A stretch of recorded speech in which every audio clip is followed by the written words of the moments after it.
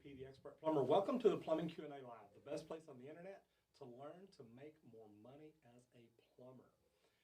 Here you can network with and learn from people that want to get into the trades, people that are in the trades and want to get better, people that are in the trades and possibly want to open their own plumbing company or a trades company, and people that are already in it and want to learn to grow using social media.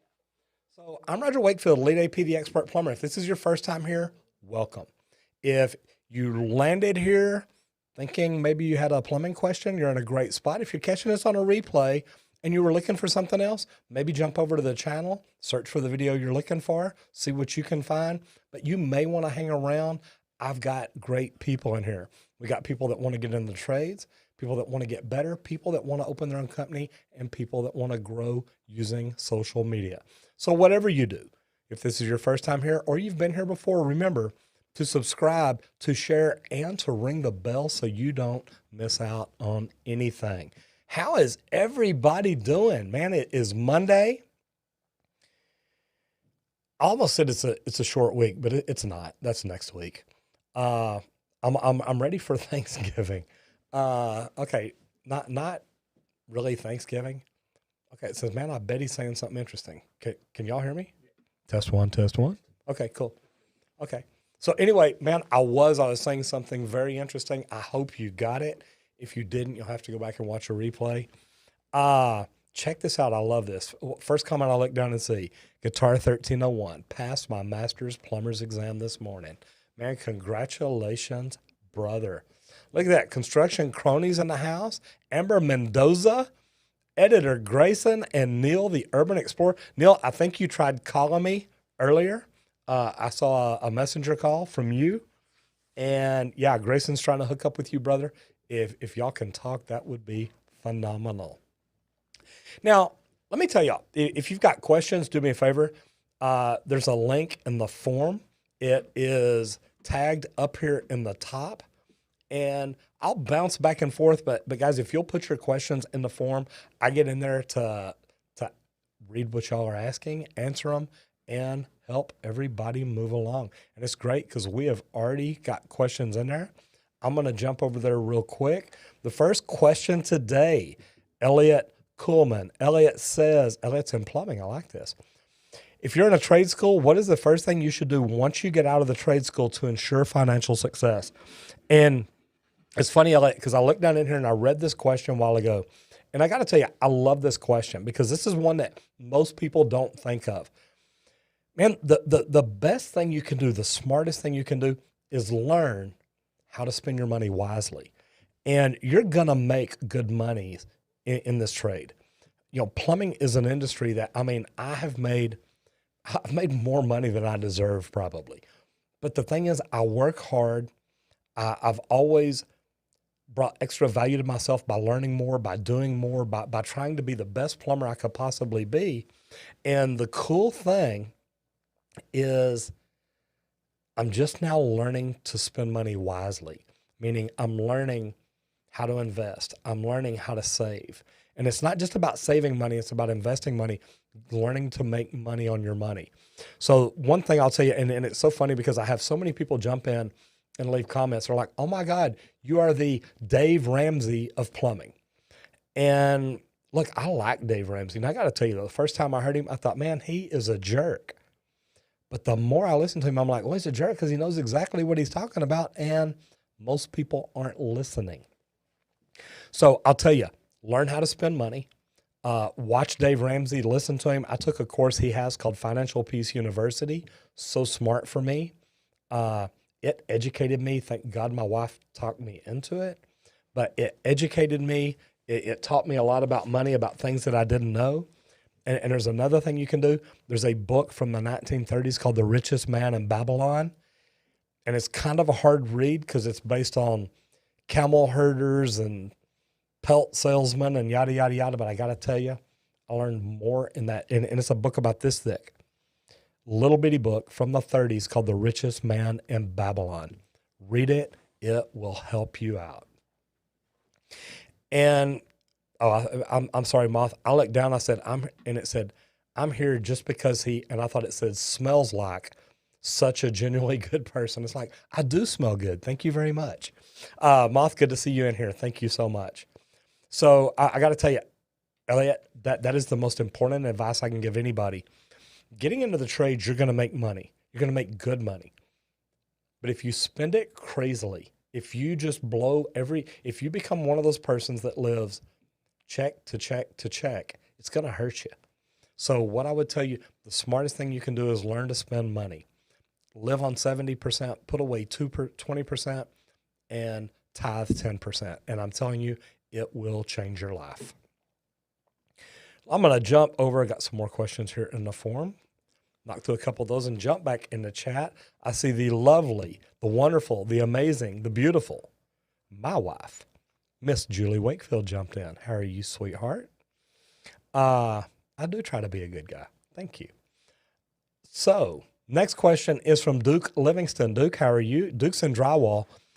Duke, I don't know if he's in here yet. I hadn't seen him, but if you're not connected with Paul Peck, Drywall Tube, you need to. Great guy. Says, I would like to know why the bathroom in the basement stinks with a vent, but the upstairs bathroom has no vent and it doesn't sink. Man, it's a good question. Number one, are the toilets the same age? Do they get cleaned as often? Is there a vent possibly down in the basement that can dry out, that gets sewer gases or anything like that? What kind of different thing is there that it could be? So normally it's either something like that. Normally a trap dries out, or and you say there's a vent down there. Normally it's either that or maybe even the toilet, depending on how old it is. If I know, Neil, nobody knows who Paul Peck is. The flush rim on the toilet sometimes will have water buildup in there. You'll get mold, mildew, and bacteria, and some toilets can get pretty freaking stinky. And hate to be a plumber having to go in there and work on those. Those are the tough ones. So there is a link up in the top of the chat. There's a link to the forum to go in and put your questions if you've got them. And I would say do it quickly because we do those in order. We try to go through and answer all of them, depending on how crazy it gets and how packed it gets in here. I mean, sometimes it can get so full we can't get to all of them. So if you've got questions, jump over in there and please put them in. Let me see. Next question is from Tyler Kick. Tyler says, hydronic baseboard heat. Heaters don't heat evenly, but system was bled of air prior to purchasing a home. Any ideas? I would check to see if there's any way that some coils could be clogged or anything like that. We don't have a lot of baseboard heat down here, a lot of radiant heaters. But I'll tell you, and I guess it's hard to tell, you know, baseboard heaters are different. And I took some out in downtown Dallas probably, 20, 25 years ago now. But, you know, the neat thing about it is, that's a pretty picture of me, Grayson. Thank you very much. The funny thing about it is, man, it was a whole unique system to me, and seeing the way they were piped was kind of crazy. So what I'll tell you is, you know, you might try, even if all the air is bled out, are there coils that could be clogged like a radiator and shutting off certain areas? Because I know I've gone into work on a radiator before that's had a leak, and they've rotted it where they've closed some cores down.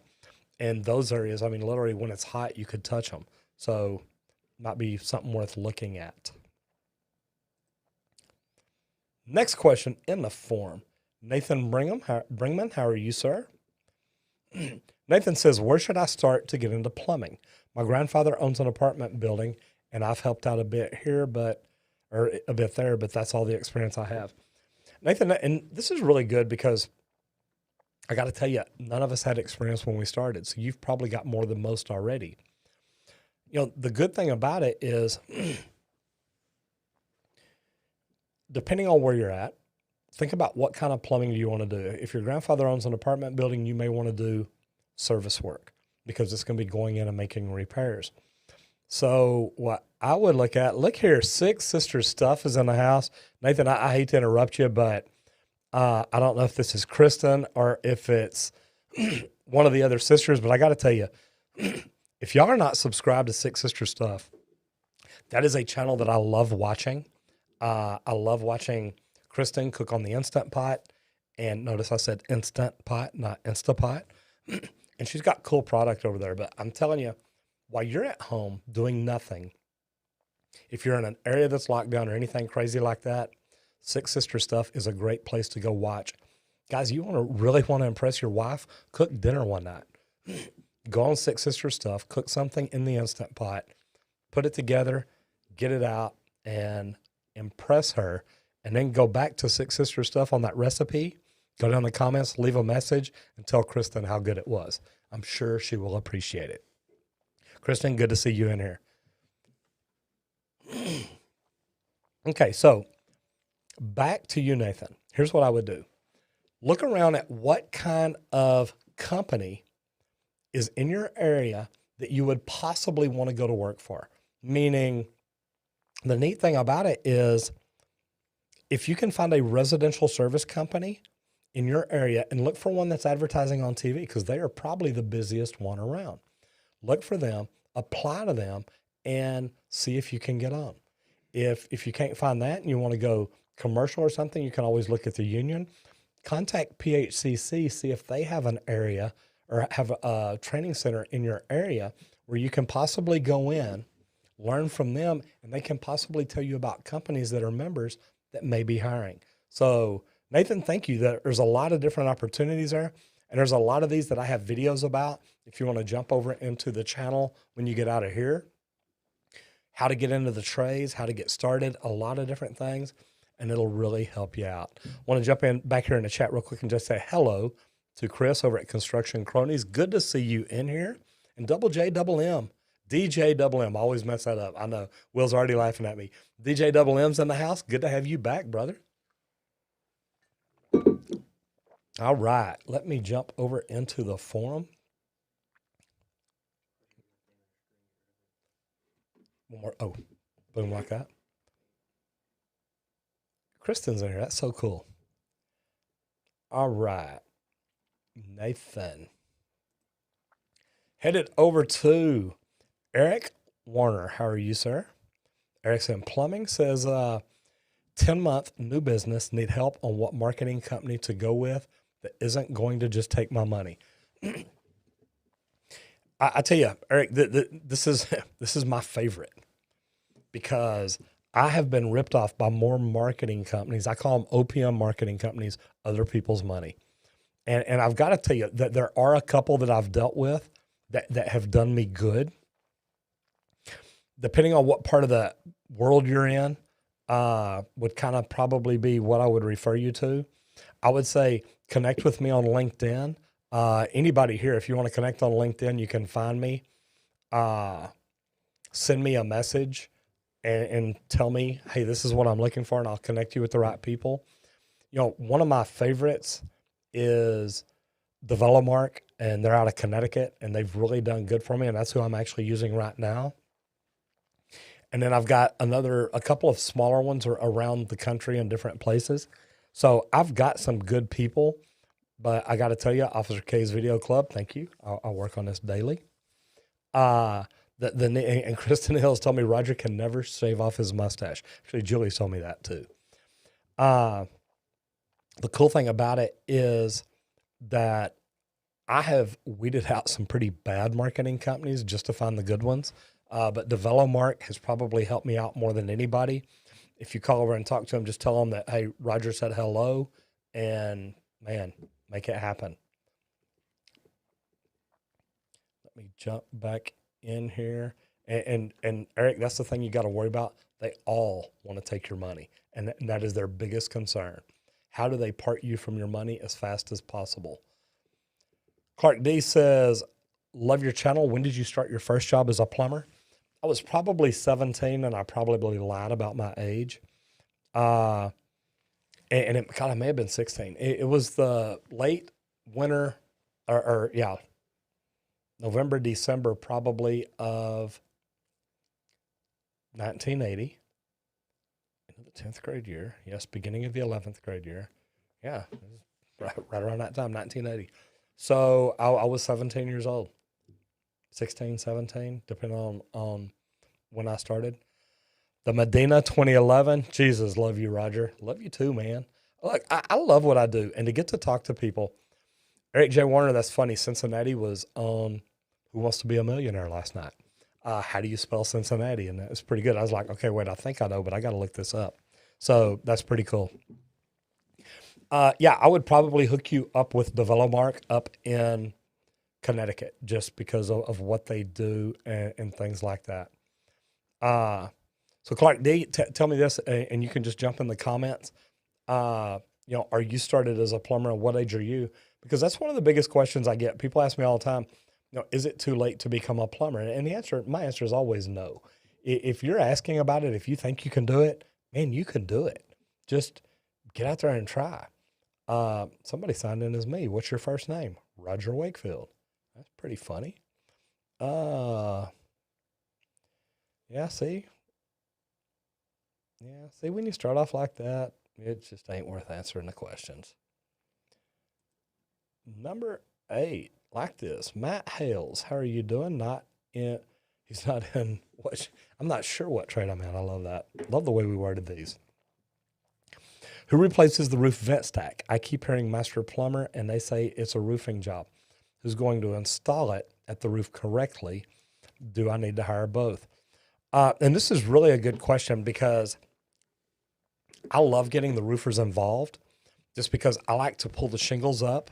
I want to make sure that I get the top of my flashing under the shingles. And if I can't get them up peacefully, gently, I want the roofer involved.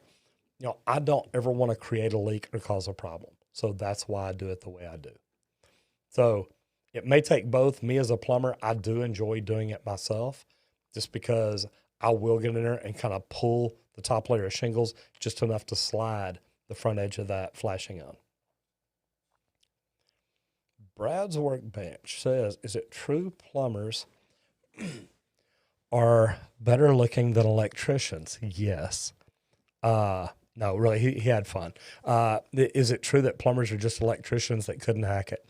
I tell people all the time, plumbers are smarter because we don't need to get shocked every day to remind us what to do. And we're not afraid of getting dirty. A lot of good things. I got to tell you though, that the neat thing about all of it is, plumbers and electricians. And if y'all seen my video, plumbers versus electricians, I'm not an electrician because I'm smart. I'm not this because of that. Look, man, I love electricians, love working with them. When you work alongside a quality person, another quality tradesperson, it's phenomenal. And look, I think it's great. I love the fact, Brad, I guess, man, look, we all have fun together. I actually went to Austin last week and was going to do a video with electrician Dustin Stelzer, really great guy. Look, we have Joe Everest in here, man. What did we do today? Man, we have moved up the food chain. I love it. That's pretty cool. Mr. Joe Everest. And see, that's another tradesperson. If you need another channel to go look at, see how different people are doing it different way. Joe Everest builds fences, and he does it the right way. He educates his consumer, and he talks to him about building fences and doing it the right way, and loves the way he does it. His channel's grown great. God, he was, blowing up. And you get in, he's got shirts similar to mine. He's the bright orange, if y'all ever seen me on an orange shirt. And the neat thing is about Joe, every time you see him, he's branding. He's wearing that orange. He's wearing that shirt. He's wearing something with Ozark Fence Company on it. A lot of cool things. So, number one, brother, good to have you in here. Joe, thank you very much. I do appreciate you jumping in. Did I delete that? Yeah, did you put it up? Yeah. Dion Potgeister, welcome back. Good to have you in here. And this is a regular that comes in all the time. I love that. It says, hi, so I added some gas to that mini split AC I was talking about. It uses R22. Good deal. And, and that's what we talked about last time is, look, I studied HVAC. I'm a certified HVAC technician in Texas.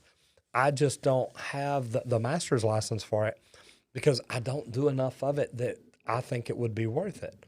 Now, don't get me wrong, it probably would be, but man, it's just, there's a lot there. And I love being able to have that cheat sheet to carry around with boiling temperatures of the different gases. And most plumbers don't even know that gases boil. So it's kind of crazy. DJ Double M, I looked over here. It says, do you have any books on plumbing design? PMI, Project Management Institute, and man, I don't remember who does it. CPD, Certified Plumbing Design. It may be ASPE or somebody. Literally, there are some great books out there. I actually took the CPD exam a long time ago, and there you go. See, Wesley Snyder says, I just subscribed to this Joe Everest guy without even seeing a video. I'm telling you, you'll be impressed. He does good work, and he cares about his trade, so that is fantastic. So DJ Double M, go online and search Certified Plumbing Design. It's an endorsement. It's expensive to get it. There's a lot of studying, and I mean, look, I'm not the dumbest plumber in town. Maybe I am. But the funny thing is, man, that's a tough exam. And I studied it and I thought I knew it pretty well. Man, not good enough. I didn't fail it by much, but man, it really upsets me that I even failed it at all. All right, back into the forum real quick. Victor Jimenez, how are you doing? Says, I've tested positive for COVID-19. Does my company still have to pay me since I can't work? Yeah, and that's a good question because I don't know. I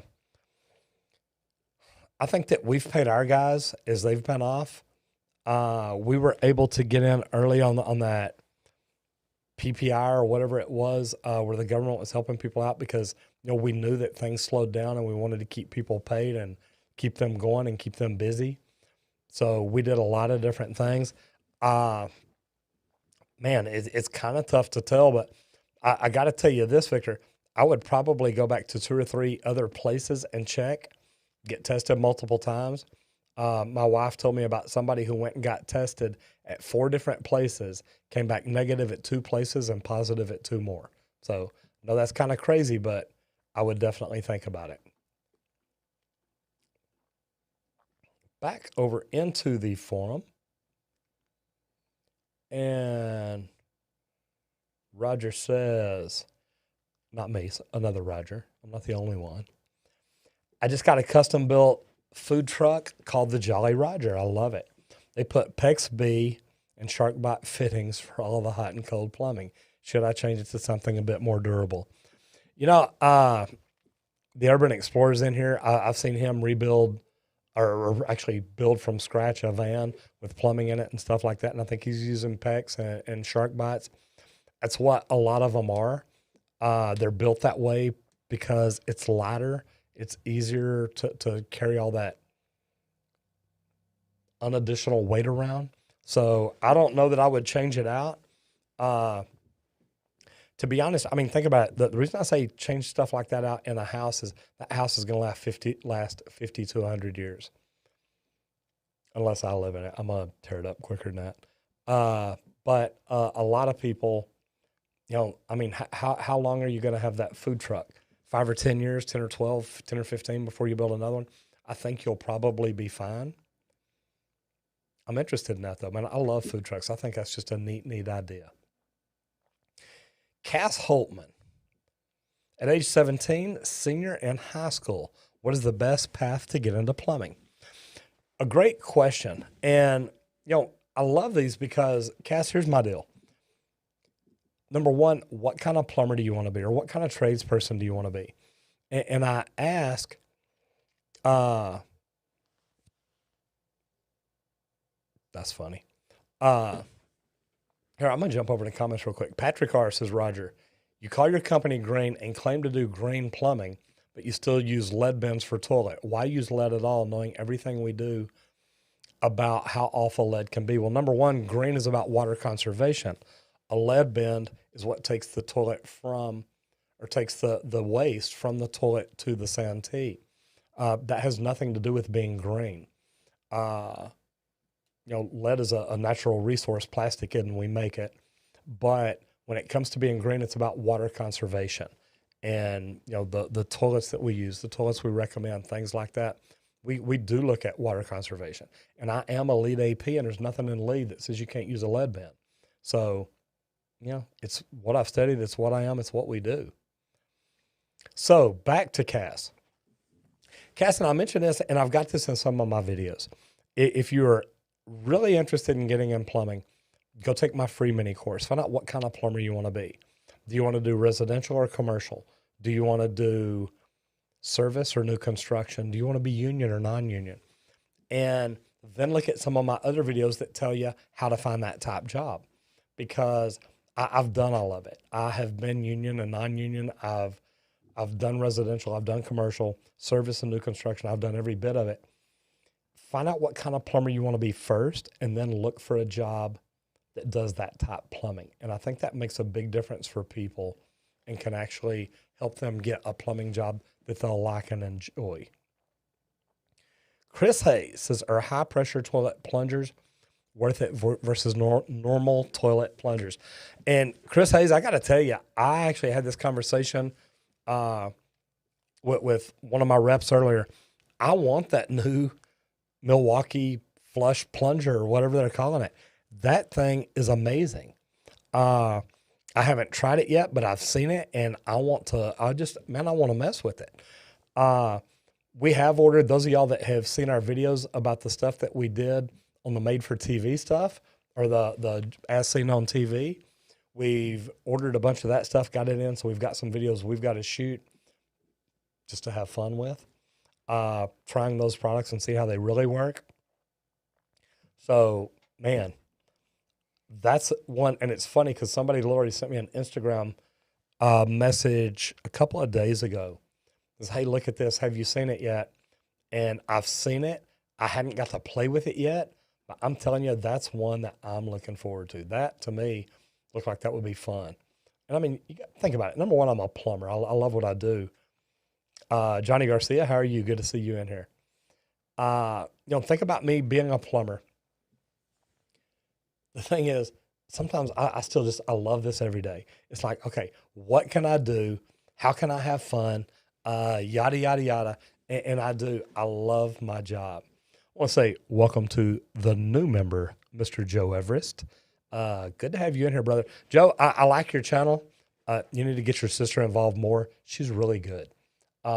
She has fun. She laughs. She cuts up. Oh, he just cut out. He threw his membership back. No, I'm joking. No, I tell you what, y'all are great together. It's really good to see y'all do that.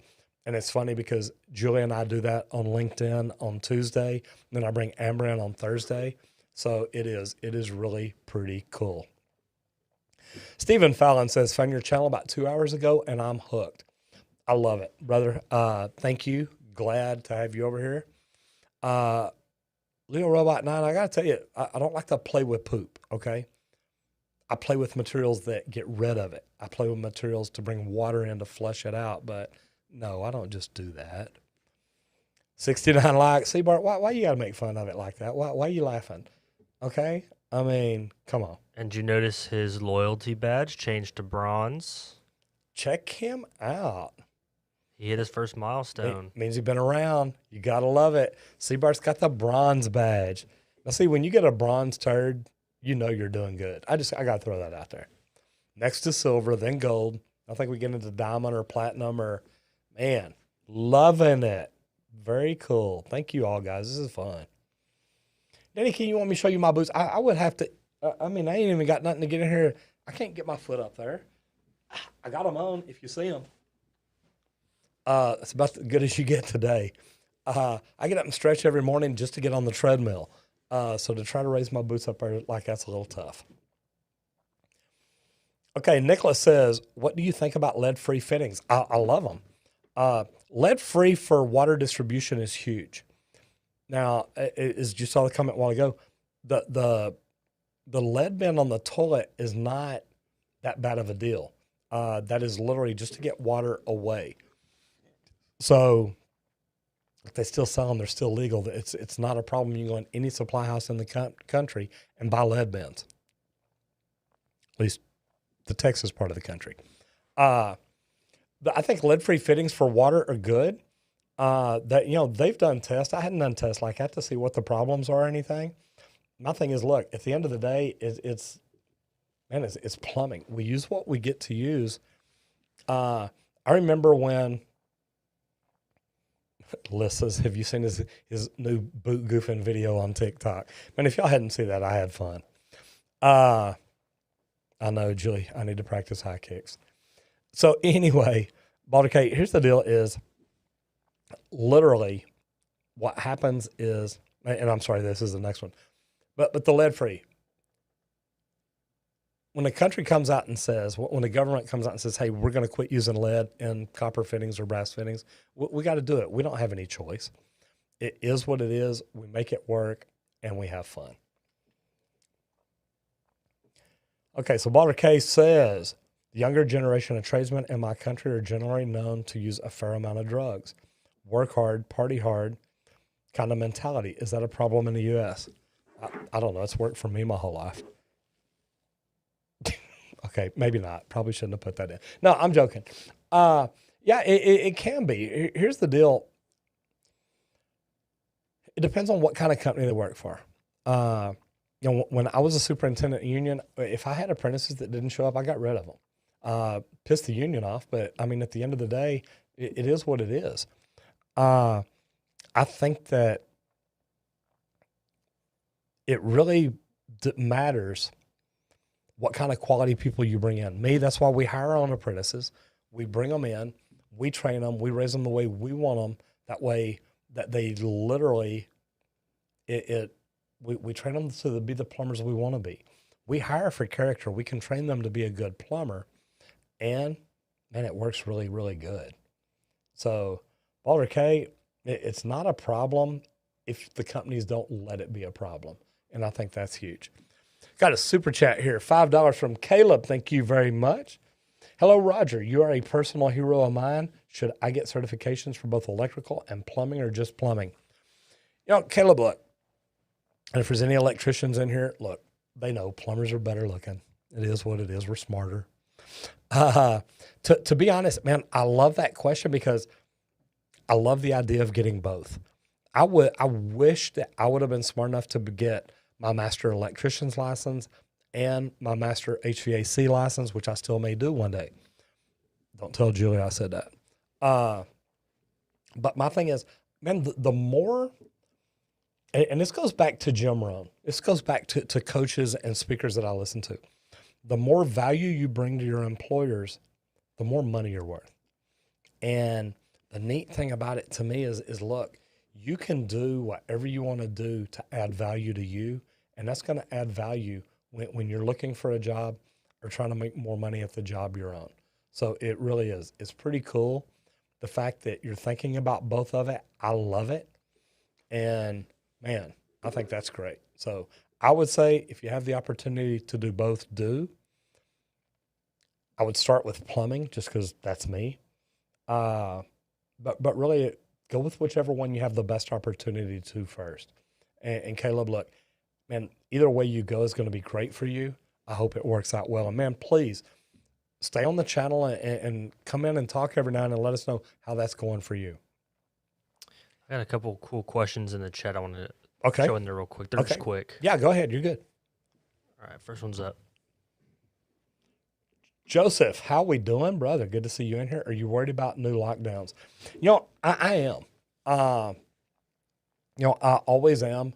Here's the thing, and I get mad at Atmos because if they go turn off gas to somebody's house, they want the plumber to go back out there to be there when they turn it back on because the plumber has to go in the house because they won't. And that tells me Atmos thinks their lives are more valuable than plumbers. Hey, we're not going to go in the house, but you can call a plumber and make him go in there. And to me, that's just plain BS. Okay? If you're selling somebody a utility service and it's your job to turn it off or turn it on, it should be your job to go in and check, make sure everything's okay. Because I'm a plumber, I'll go in and lie to you just to tell you, hey, I don't care what you think. and I don't want to twist this off, but the new lockdowns, they're affecting all of us. And when some companies or utility providers think their people are more valuable than other people, that just really gets under my skin. And Atmos did that right here in North Texas, and I just don't like it. I think new lockdowns may be overdoing it to an extent, but then again, if people, bless you, if people are doing the things they're supposed to do, it's really not that bad. I wear a mask when I go in places. I don't just go hang out with 100 people I don't know. So I say that, and I'm talking about going to my sister's house. There's a lot of things going on.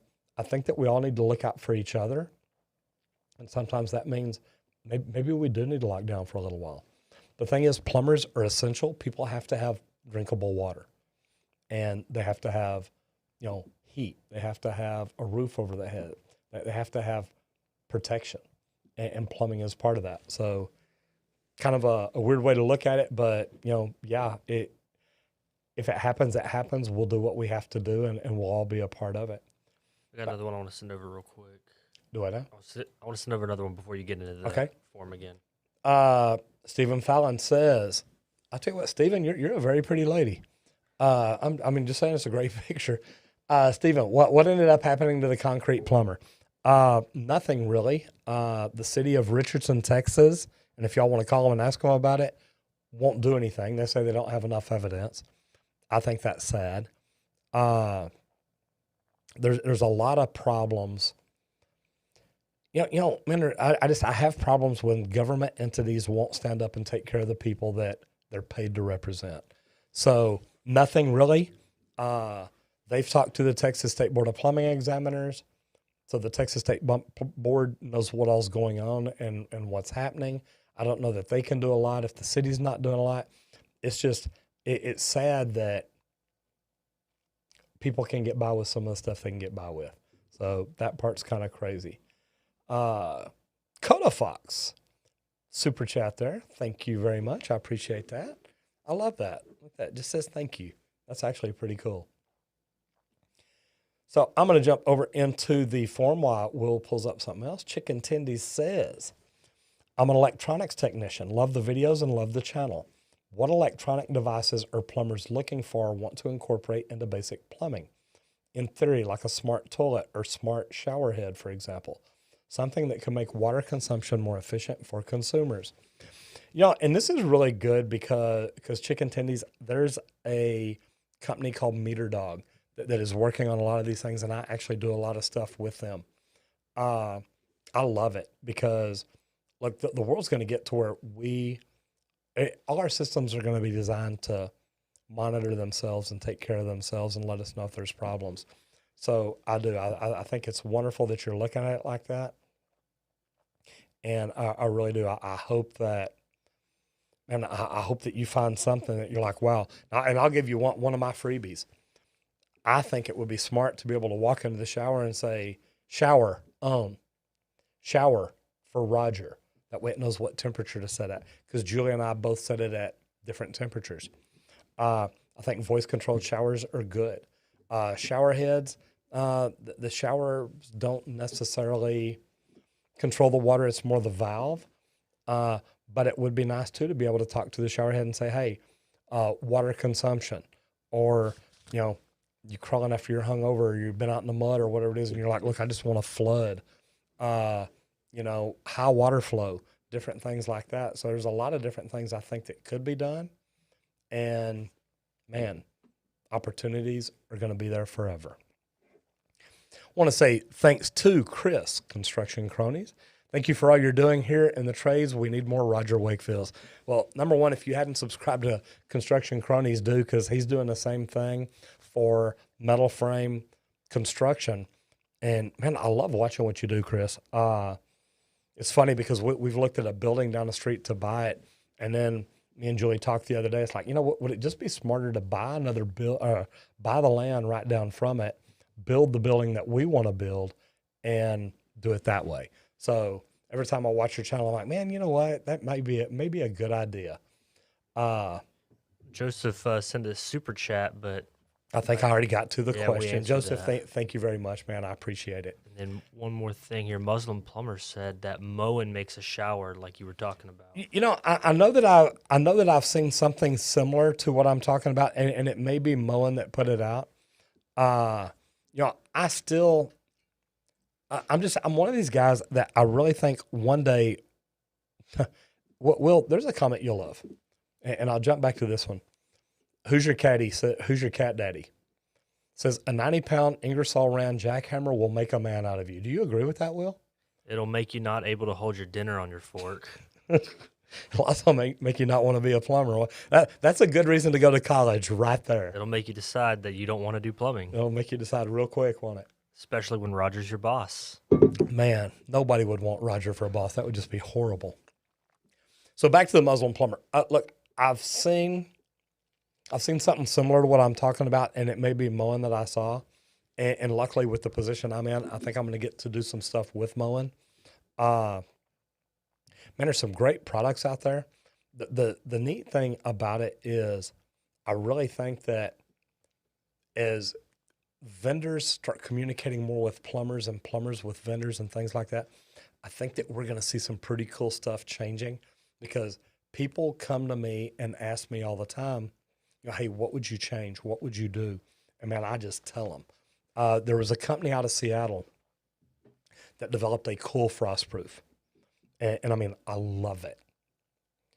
Bad thing about it was I can't just swap out a local frostproof with it. So I know, Grayson, it's horrible, isn't it? I looked at the deal, and literally overnight, I had an idea, and I completely remodified it and called him. I said, look, I can change your system and make it where 100% of the homes, every plumber in the United States will want to buy your product, because they'll be able to swap it out, your product, with what is in any home anywhere. And they just wanted me to tell them the idea and give them the idea. And I'm like, no, we're going to get something figured out on paper first, because if y'all are going to make money at this, I'm going to make money at it, and we're going to figure out how. And this was 2 years ago. They still haven't fixed it. So still, they're only selling to about 1% of the United States when they could be selling to 100%. So I think that as those communications open up more, it's going to get better. And Muslim Plumber, I will get in and check and see if mowing's doing what I'm talking about, because I think it would be really cool. I'm going to answer one in the forum real quick. Chicken Tendies, sorry about that. Says, I'm an electronic technician, love the channel. Okay, that's the one I just did. Sorry about that. I thought I'd already clicked over to the next one. Trevor Jansen says, in terms of starting a business in general, what do you recommend for getting customers? I'm starting my business in the IT field. This is really good, because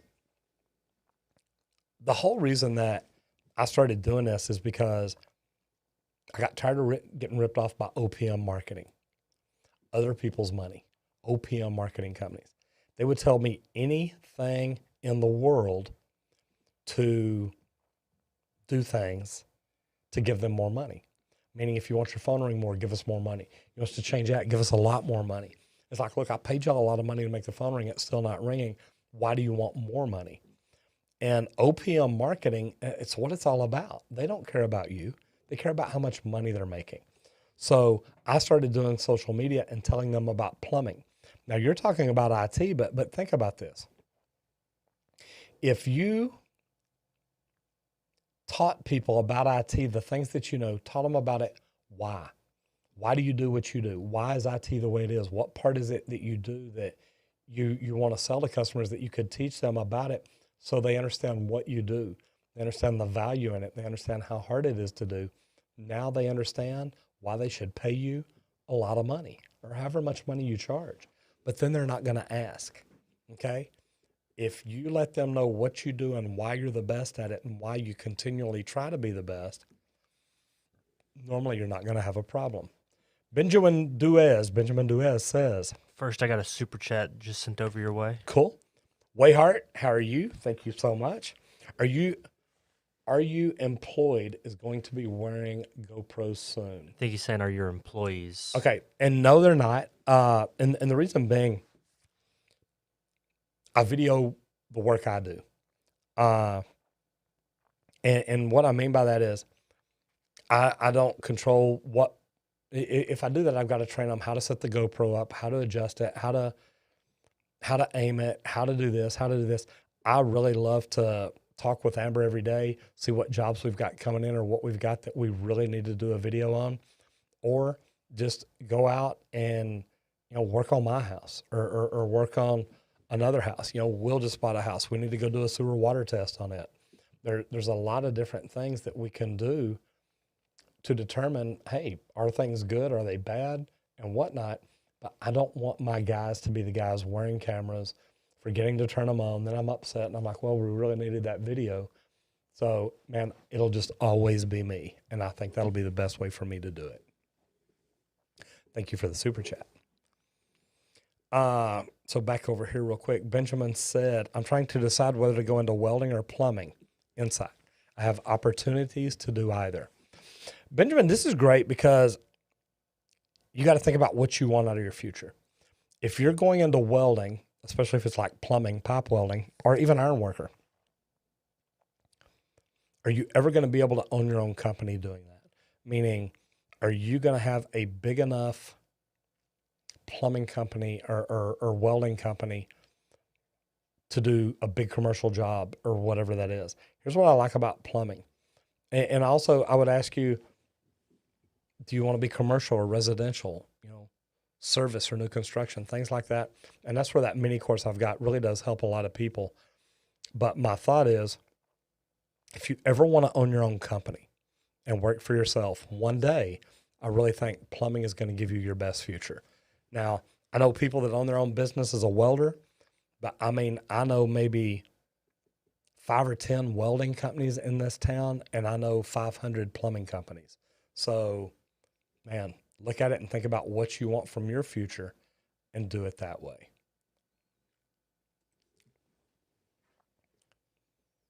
Let me see. Nathan Mack in the house says, I'm replacing my tub and it had a direct drain.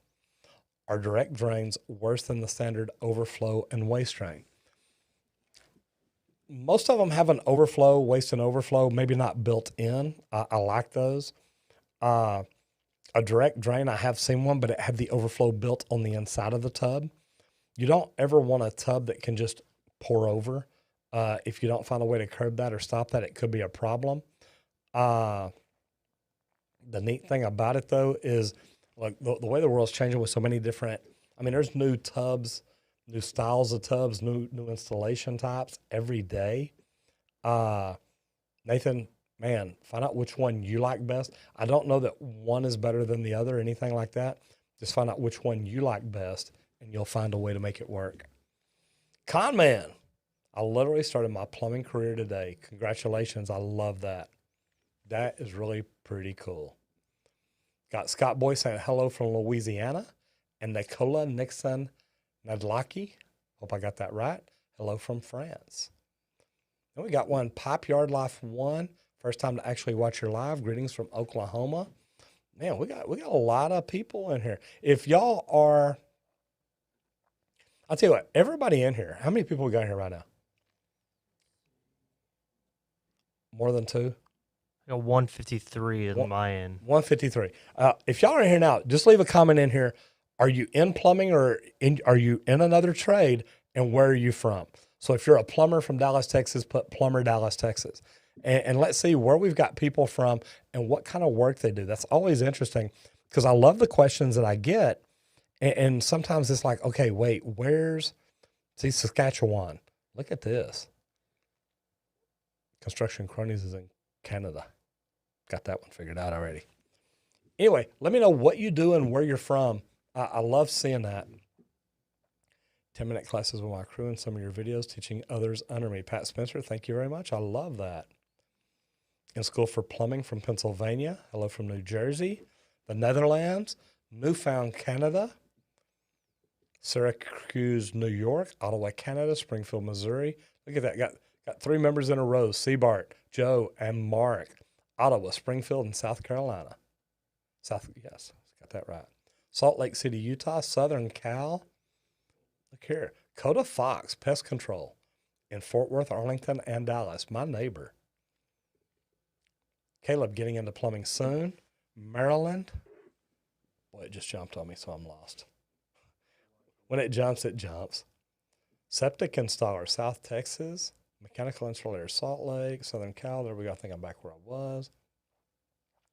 Nathan's an accountant in Maryland. 6-year plumber moved to IT. Normally, IT people move over into plumbing once they realize they can make really good money at it.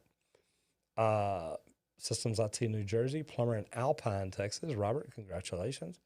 Tennessee electrical engineer, software engineer, Illinois. Flip is my cat. I'm a software tester from Missouri. Right to work versus union, or your opinion. Texas is a right to work state. Doesn't bother me at all. I've been living with it my whole life. Man, if your union is that good, people are going to want to get in it. If it's not, they have a right to work. That's kind of my opinion. There you go. Steel stud framer, drywall, piecework, Edmonton, Alberta, Canada. Blue red, security nut job here. How does plumbing directly or indirectly affect security? And have you ever been called for consulting on a high security building? I have. I've actually been called in to look at chill water, crack units, stuff like that for IT systems. So, yes, sir, I have. Plumber from South Africa. I love that. Bick Mitchum, love the channel. Roger Green from Saskatoon, Saskatchewan. Plumber from Cincinnati. No, you're not. See, look at Neil trying to put that crap in there. I'm a plumber from Cincinnati. Cincinnati, my arse.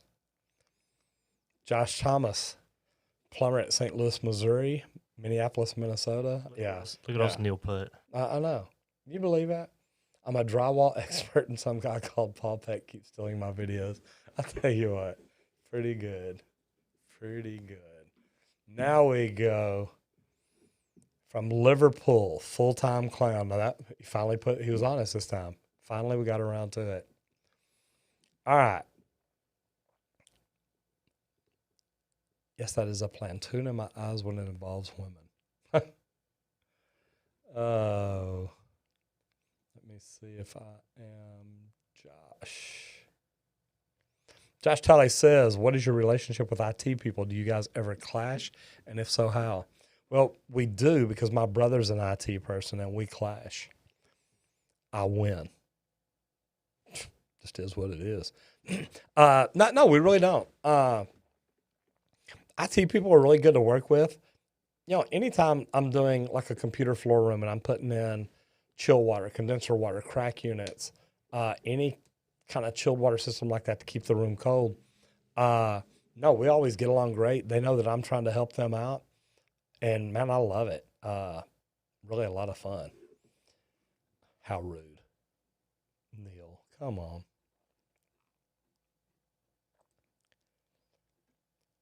And, yes, when I clash with my brother, I win. Kyle, he never gets in here, so I can say that if I want to. Kyle Miller says, what would you do with an issue at a commercial job with a main sewer line being backed up? Is the only way to access the sewer line through a manhole cover underneath, or would a long enough auger or hydrojet work? Do you think it? Appreciate any advice you have. Number one, if it's out in the main, man, if I can get into a manhole, that would be my way to go. Going through a manhole, and I like the idea of going into a manhole with a big hydrojetter. And I'm wanting to get me a new big old hydrojetter. Ultimator says, I love your beard. Greetings from Germany. Man, over here in Texas, this is called a mustache. And mine is actually an upside down horseshoe. And I mean, I guess a horseshoe mustache would look pretty funny. So it's a horseshoe mustache. I love it too. And it's funny because, my wife is in here. Kristen Hills from Six Sister Stuff was in here earlier. And trust me, they've both come out and told me, Roger, you can never shave off your mustache. Ever, ever, ever. So I kind of enjoy it. So Ultimator, thank you very much. I do appreciate it. And let me see. Next question here in the forum, Kyle Miller says, What would you do with an issue? Oh, I thought I hit forward. I do the same thing I said a while ago. Amy Carter is not in the trade. Says, my plumber is behind on billing clients. I ask repeatedly for my bill. Says he's too busy. Can you help him? Yeah, just pay me. I'll tell him you took care of it. Everything is fine. I do appreciate it. Amy, man, you know, that happened to me, and that's why Julie jumped in and started helping me. You know, as plumbers, we want to take care of people. And we get out and we get busy, and we're really trying everything that we have, trying everything that we've got to help people grow, to help people learn more, to help people get the right service. And the funny thing is, billing is the last thing on our mind. And I hate to say it because it hurts a lot of plumbers. But I know a lot of people and a lot of other businesses that are really the same way. It's like, man, I got busy doing everything. I forgot to bill people and then forgot to collect. And I mean, even me, I was sending bills out, and if people didn't pay, I never even thought about it. So, I mean, all I say is every now and then communicate with him.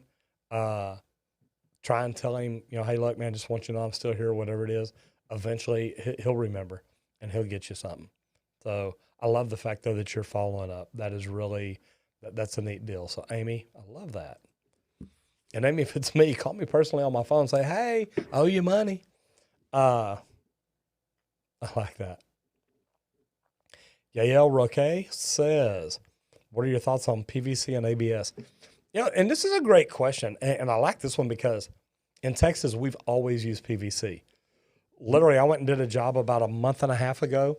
Matter of fact, it was the concrete plumber she was asking about a while ago, or they were asking about. The thing about it is, man, we dug it up. I'm running a camera through it. It's black. I thought it was cast iron. Thought it was pretty smooth cast iron. But the funny thing is, it was ABS. And I mean, I called one of my best friends. It's the guy that got me into plumbing. He's done service here longer than me. And he said, hey, I said, Grant, have you seen ABS plumbing jobs? And he said, he's been plumbing as long as me, so 40 years. He said, in 40 years, I've seen 2. And I've now seen 1. So it's kind of crazy. I've seen it used before, but never a complete job like we saw the other day. Lee P says, what type of plumbing jobs would you really discourage DIYers to do in their own homes? Also, what is the most consistent failure you see from homeowners? You know, here's my thing is, if people don't know how to solder, I tell them to avoid repairing water lines. The reason being, there's problems. If they don't know how to solder, they are going to use shark bites. They're going to use fittings that could possibly leak later and cause more problems. So I always look at it and just say, hey, look, if you know what you're doing, that's great. And look, I've got videos out where I really help people and try to teach them. The thing is about it, though, if all you're going to do is use shark bites, it's going to be a problem. Maybe not today, but maybe soon. So always look at it and think, look, is this something I can do? I teach people a lot of stuff. So I got to tell you, Lee, I think this is a great question. Even gas. I know people that have sent me messages says, look, I changed out my burner assembly because of you. And I always reply back, you know, did you test it? Did you check it? Did you make sure there's no leaks? And they're like, absolutely. I did it just like you said. So I think that part is wonderful, and therefore they can do it. I want to jump in here and say, I know that we are an hour in. And how many members have we got now? Is it time to do the first hour for members only? We're working on something, guys, and just want to see how many members. Want to make sure y'all know we are trying to do the first hour where it's members only, and that way, I mean, I've probably got 40 or 50 questions in the forum already. Well, let's ask the members: do they want the first hour, a second hour, or third hour, or we're not going 3 hours yet, are we? Yeah. And that's good. Anybody who's a member in here, would you rather have the members only and other people will be able to watch? Is that right, Will? But only members will be able to allow to comment and submit the form and stuff like that. 26 members. Cool. So we've got 26 members, and I don't know how many are in here right now. I know that there's a few in here. We just got 2 more. Construction Cronies and Coda Fox. And we got a super chat from Muslim Plumber. So, we're going to do a deal, and I want to ask y'all, last hour is the best way to go as far as I know. So, and that's good. And I think that's the way live streaming pros does it. I think everybody can leave comments, and then at the last end, it's look, this is the members only time. So we'll do that. I can put out a members only post on the community tab that only members can see, and cool. we'll get a vote.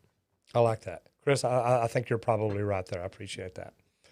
And got another member, Caleb. Thank you very much, and a super chat, Muslim Plumber. Are you aware of a not glued CPVC joint? Helpers, yeah. Staying together and blowing apart weeks later.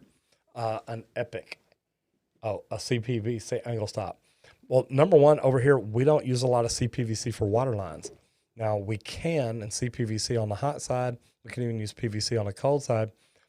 But I haven't heard of CPVC or PVC blowing apart later like that.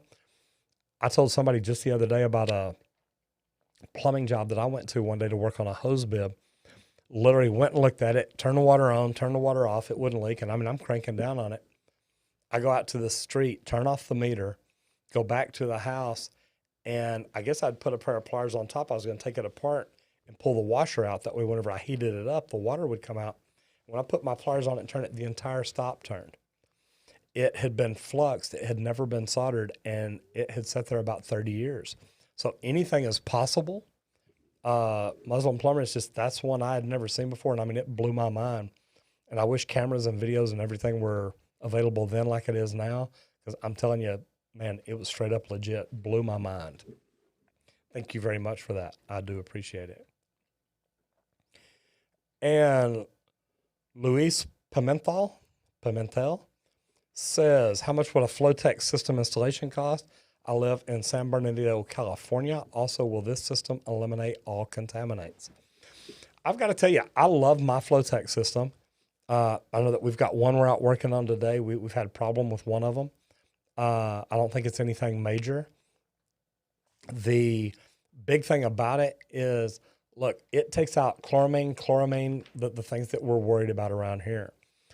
A Flowtech system, the anti-scale device, helps get rid of the calcium and magnesium that we fight here in the North Texas area.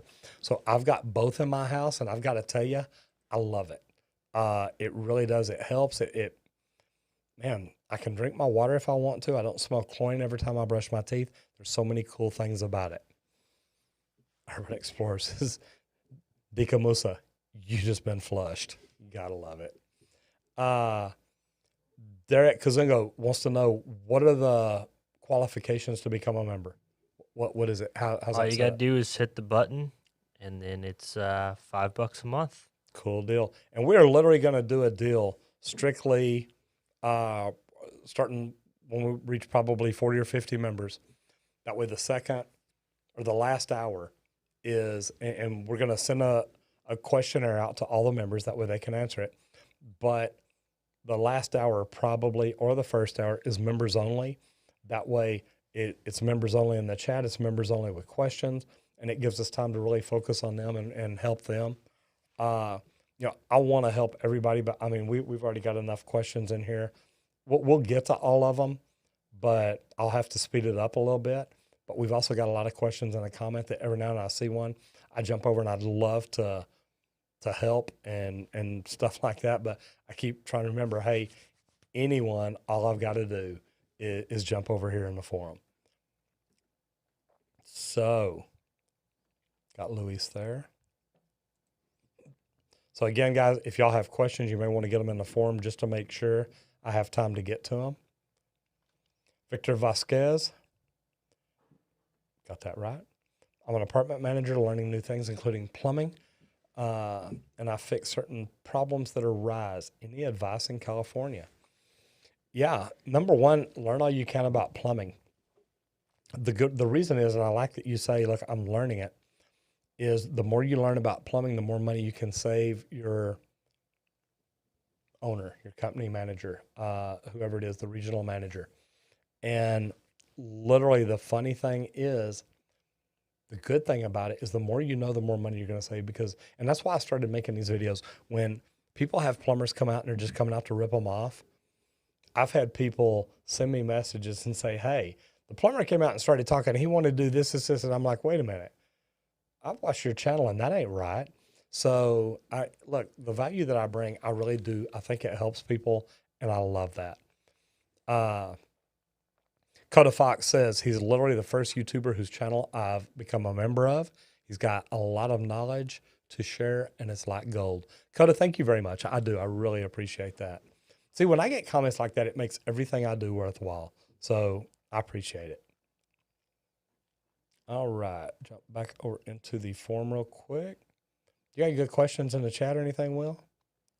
Man, I'm looking at them, but you're getting to them before I can get to them. Man, I love it. I love it when I'm all over it. Over in the chat, and this was really a good one. Caputo says, what is the best device to unclog a toilet with and why? And I got to tell you, up until just recently, I would have told you a closet auger.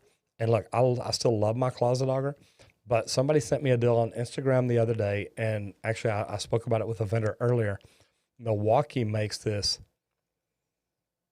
tool that literally it's like, it almost looks like a Sawzall or something. You stick the tip down in the bottom, down where the outlet is on the toilet, and you turn this thing on, it compresses with air, and you squeeze the trigger, and it sends a jet of air out to unclog it. And I've got to tell you, I'm wanting to play with it. Just telling you, it looks like it'll be fun. So anyway, Caputo, that's one that I want to get and play with because I think I'm going to have fun with it. Coda Fox says, I work for pest control, a big company. What are some things we can do to help you guys out? We got to get down and dirty too, but we apply pesticide. We dust certain areas around plumbing. And that's really a good question. And I like that. Anytime that you get around a plumbing pipe where you think it's possible that they could come in, that plumbers could come in and touch it and get chemicals on them they shouldn't or anything like that, maybe just make the homeowner aware. Say, hey, just remember, if you have another tradesperson come in the next week or so, remind them that you've just had your house treated. That way they don't get into any chemicals and do anything like that. So he said, stick the tip. You got to stick the tip of it right down in there. The thing is, make sure that the homeowner knows to communicate with other tradespeople. And that way, nobody gets in anything they shouldn't. I love it. And I love it that most tradespeople do try to help each other out. We try to work with each other, try to help each other, try to make the world a better place for all of us, and that's cool. Nolan says, if you had to estimate, how much do you think you earned over your whole career? Man, that's a good one.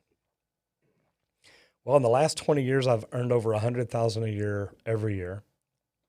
So that's what, $2 million? No, $20 million. What have I done with all my money? Man, that's scary. Is that right? God, tell me I'm wrong. I got to be. I know I hadn't earned $20 million. Remember, y'all, I'm a plumber. So $100,000 over 20 years. Okay, so there's the $2 million. And then, before then, God, the first 20 years of my life, probably a millionaire maybe, or a half. So, yeah, I've probably earned, I'm going to guess $2.5 million. And now, please don't let your next question be, what have you done with it? Because it will be a stupid answer, I am so sure. Stephen Meyer says, Jacksonville, Florida plumber. You got to love it. Man, I almost feel bad now knowing how much money I've made over my life. Do what? Here we go. Alberto Jove says, could you do a video on options for homeowners when they have water backing up to the house after rainfall and the problem is on the municipal side? After paying for video, our line isn't the problem.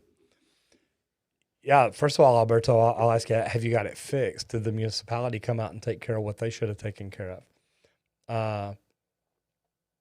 Man, that can really be a pain.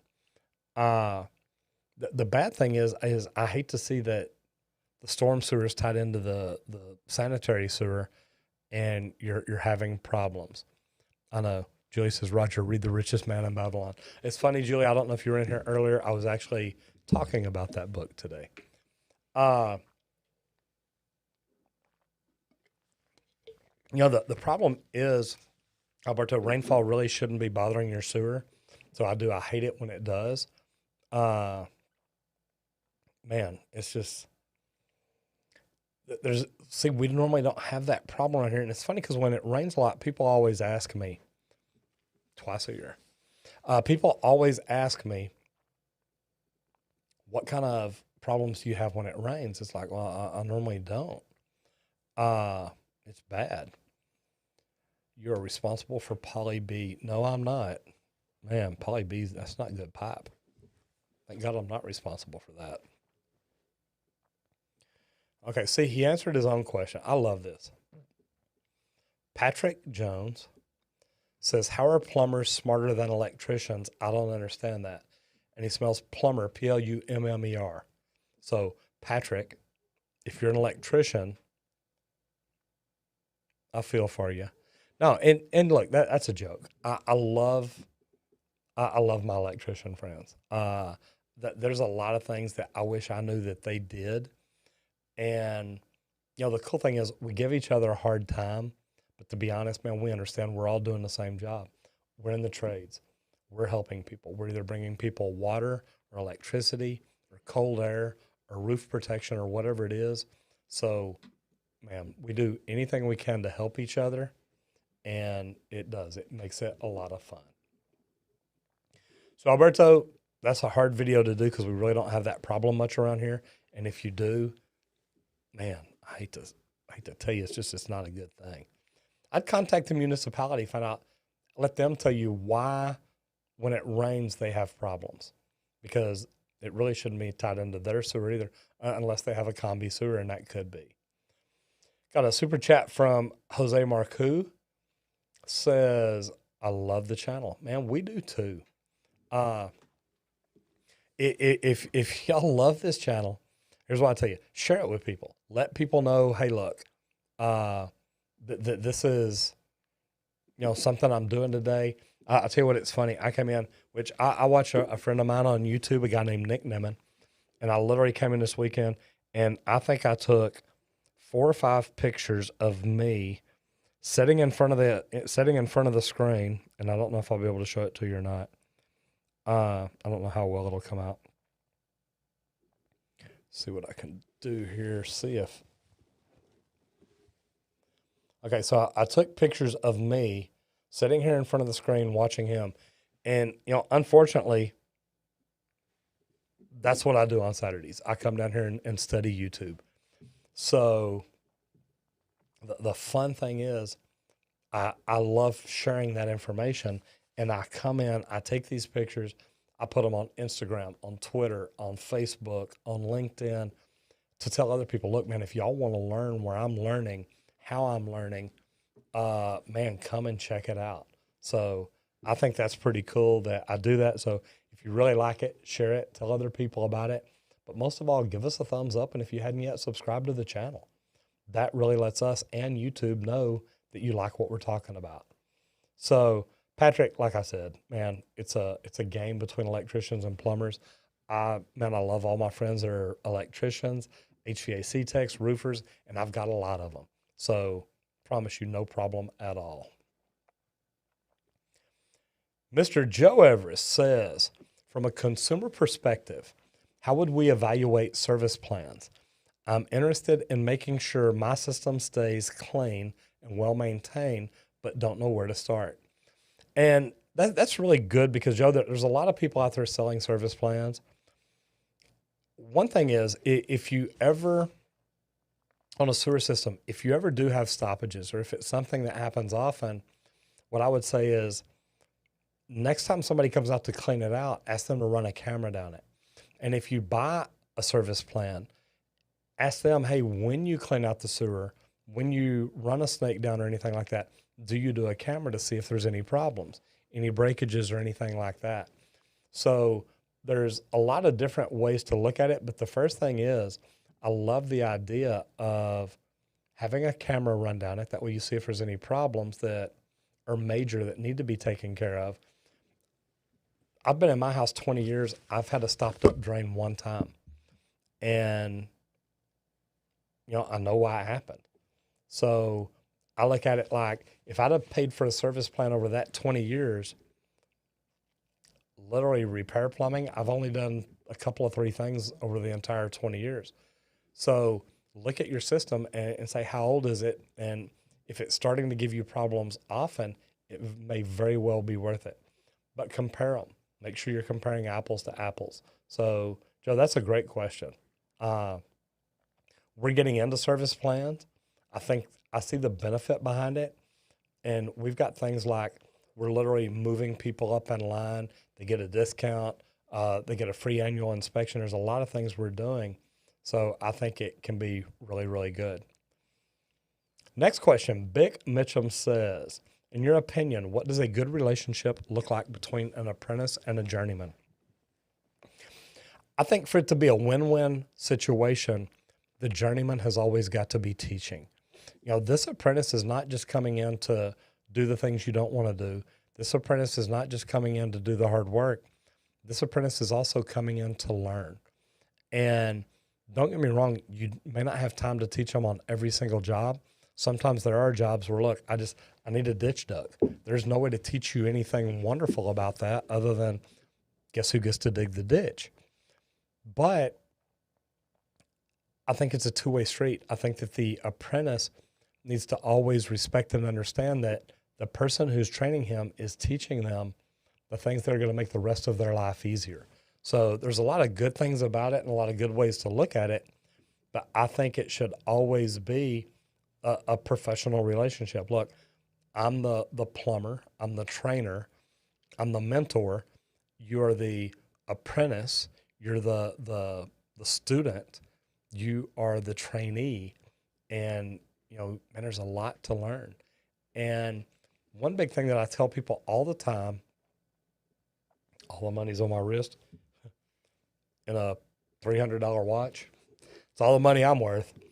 And that shit may be about $500. This is a Luminox. It's nothing fancy. I mean, don't get me wrong, I love it. And my favorite watch. But yeah, it's not that one. The neat thing about it though is I think that apprentices should always understand, look, that journeyman is taking time to teach them. Take time to learn. Don't ask the same question more than once. It really is a big deal. Chris says, when I was an apprentice, I made sure my journeyman never had to lift anything or do anything dirty. I would show up early and get it ready and stay late to clean it up, but I had gold for journeyman. Here's the thing, and look, I love that. When I was an apprentice, I always thought ahead of my journeyman. What can I do to help him? What can I do to make him look better? What can I do to help him? Oh, yeah, okay, there he goes. Yeah, it's not on my wrist, it's on my wedding finger. Yeah, I do have a ring. So the funny thing is, though, and Chris, I love that because I always had that mentality. I wanted to be the best apprentice. And it became later when I was a journeyman. I wanted to be the hardest worker. I wanted to be the most beneficial.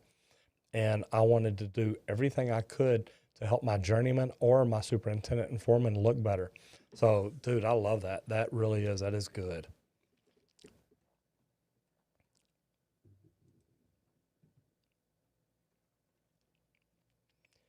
Caleb says, I'm about to start a plumbing pre-apprenticeship course, and I was wondering what advice you would have to help get me employed as an apprentice once I complete the course. Love the videos. Caleb, I've got a lot of videos about stuff like that, but what I would tell you is, first of all, look at my free mini course to figure out what kind of plumber you want to be. That's going to help you figure out where to look for. And by where to look for, do you want to be commercial? Do you want to be residential? Do you want to do service or do you want to build big buildings? So there's a lot of opportunity out there, but you need to figure that out first. That way you're applying to the right places. You don't want to go in and apply to a service company thinking about new construction and say, well, hey, if you had to jump down in a pit filled with sewage in it, what would that do? And you're like, oh my God, I don't want to work for you. Don't waste your time. Don't waste their time. Figure it out and talk to them and know what you want before you walk in, but also do research on the company. That way, when you come in, you say, hey, look, I really like what your company's all about. I know y'all focus on water conservation. I know y'all focus on building green. I know you focus on this. And if you can come in and talk to people like that and they understand you at least cared enough about them to look and see what kind of company they were running, things like that make such a difference. And Caleb, and I hope it works out for you. All I'd say is, look, subscribe or ring the bell or join or whatever it is, but stay a part of the channel.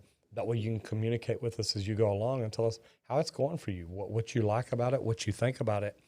I love seeing people get in the trades, and I just kind of like seeing what they're doing and how they're doing it. How he says, I used to be a Timex guy. Now I'm a full-blown Casio. Love it. Ryan says, not so much a question, but I started my first day as a plumbing apprentice today. So Ryan Conway, man, congratulations. Ryan, jump over in the chat and put in where you're from. And if you did earlier, I'm sorry, I may have missed it. And if it's your first day, are you union? Are you open shop? Are you residential? Are you commercial? Are you service? Are you construction? Tell me what it is you're doing. And like I just said a while ago, man, subscribe to the channel so you jump in here every now and then and communicate and let us know how you're liking it. I love it when I get comments in here. Hey, I've been plumbing for 3 months. Here's what I've learned. Here's what I'm working on. Here's how it's going. I think that's fantastic.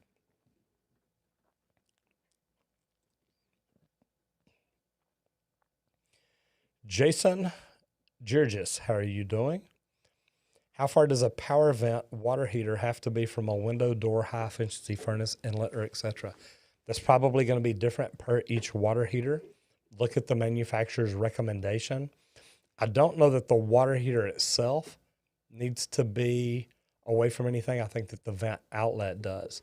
But look at the manufacturer's rep and see what it says. Stephen Meyer says, service plumber from Jacksonville, Florida. All right, I'm going to back up to right there. All right, Ryan, I was looking down in the comments to see if you had left anything.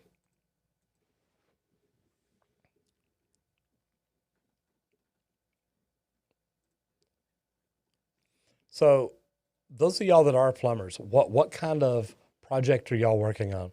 Are y'all residential or commercial?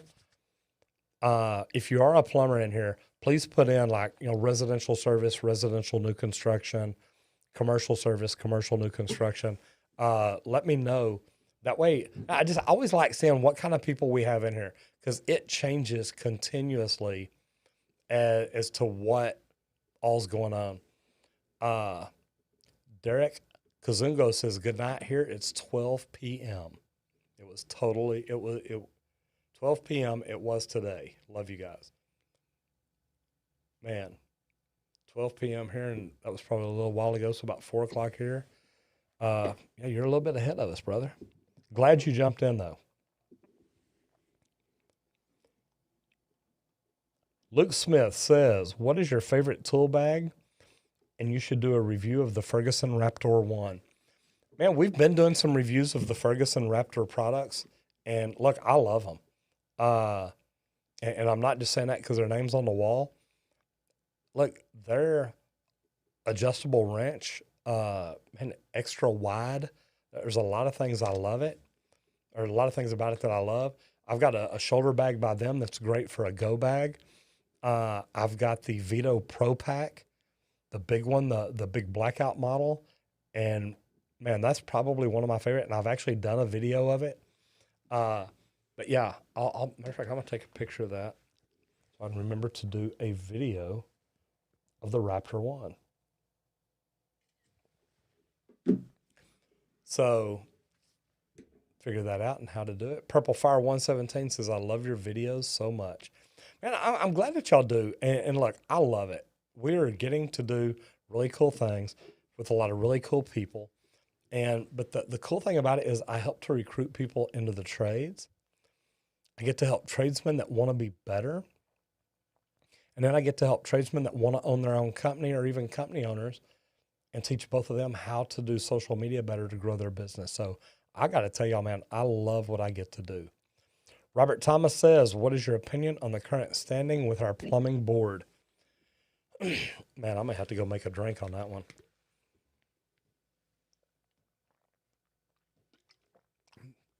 And yes, it really is iced tea, unfortunately. Okay, so Robert, here we go. The plumbing board is, and number one, we need Governor Abbott to fill the board. And I'm sure he's going to wait till the next legislature to push through the people he wants to push through. I really think that the plumbing board itself, and when I say the board, I mean the board members that are on it. There's some good people on there, and I think there's some that are okay. But we need 6 more people on the board right now. 6 of those seats are delinquent and expired. I think that the Texas State Board has done really well on implementing and fixing a lot of things that should have been done previously by previous board members. I think Lisa Hill takes the brunt of it. But I think that, I know, Julia, I'm sorry. I think that Lisa Hill takes the brunt of it because the board, and I mean, guys, look, we've had some lazy people on the board the last, 16 years, 14 years, whatever it is. A lot of these problems we have, they were told 12 or 14 years ago to fix, and they hadn't done it. So everybody who's been on the board in that amount of time, you need to go back and look at and say, hey, why hadn't y'all done what y'all should have done? I know, Claire, I don't know, who is Roger? And where is Waldo? The big deal is we've got something great here. And the whole cool thing about it is this is a trade that can change people's lives. You know, Julie and I talk all the time about learning your way up. And the neat thing about it is anybody can learn their way up out of any situation they're in. If you're in a situation where you don't like how much money you make, you're in a situation where you don't like where you live, you don't like your neighborhood, you don't like your community, you don't like anything like that, like you can learn enough to get out of that situation. I learned plumbing. It helped me get out of, I'm not going to say I was in a bad situation, but it helped me get out of a lifestyle I was living and get better. The other good thing is, after that, I started learning social media, and it helps move me up to another level because now I get to help people and teach people and bring more people into the trade. So there's a lot of things about it. But the thing at the end of the day is, man, our board has got a lot of stuff they should have been doing. I think that Lisa has worked hard to make it better. I think that they've implemented a lot of things. But guys, it's up to all of us. We need to literally reach out to our senators and our Congress people, senators and representatives both, and say, hey, look, we need your help because this is really not to protect our license. This is protect the people of the state of Texas. And if you can look at them that way and say, hey, we really need y'all to do that for this reason, that's why. So, Robert, I'll climb back off my soapbox, but, man, it's something we all need to work on. If you really want to do good, call the governor's office, tell him Roger Wakefield wants to be on the board and you think he should be. That's Governor Abbott's office at the Texas State Capitol. I've applied to be on the board. I can't even get them to interview me. So it's kind of crazy. Purple Fire, I can't wait till I get to 1.2 million. That is going to blow my mind. And it's also going to be really, really exciting. Luke Lynch says, how hard do you believe it would be for a licensed plumber from Sydney, Australia to transition into your system? That's a great question, Luke, but I got to tell you, I don't think it'd be hard. Number one, I think y'all have got a pretty good testing system. What I would say is contact the Texas State Board. And when you say our system, I'm in Texas. So, hey, Will, you go out there and tell them we're videoing in here. Uh, what I would say is that if you'll contact the Texas State Board, explaining them what type testing, how long you've been doing it, what experience, what licenses, anything at all that you have, the Texas State Board is really good about finding a way to work with people. So if you want to contact me, I'll find a way to reach out to them and talk to them and see what we can do. That's one good thing about plumbing. Look, water flows downhill with enough pressure. You can get it anywhere. Pipe sizing, I mean, most of it makes sense. There's a lot of things to it, but you've got to look at it and say, okay, what can I do to make it work? And when you come over here and look and say, okay, y'all are using a lot of the same tools, a lot of the same materials. We use copper. We solder it together. We use PVC. We glue it together. Cast iron every now and then. We use no-hub bands and tie seal joints. It's nothing complicated. I've worked with plumbers from Africa, Australia, maybe New Zealand, or maybe the UK. I don't remember. Anyway, I don't think you'd have any problem. And we're always hurting for plumbers over here. So you're always going to be able to find a job. That is for sure. Especially if you're a hard worker. If you're a hard worker and you try really hard, you'll be great. Tyler says, loud hissing from my toilet. I have cleaned my fill valve and drained my cold water to eliminate air pockets. What should I try next? Man, that's a hard one to say. It depends on where the noise is coming from. If you've cleaned your fill valve, it may need to be replaced. Sometimes cleaning them doesn't get everything out. Is your fill tube hose going down into the flush valve, the top of that, your overflow line?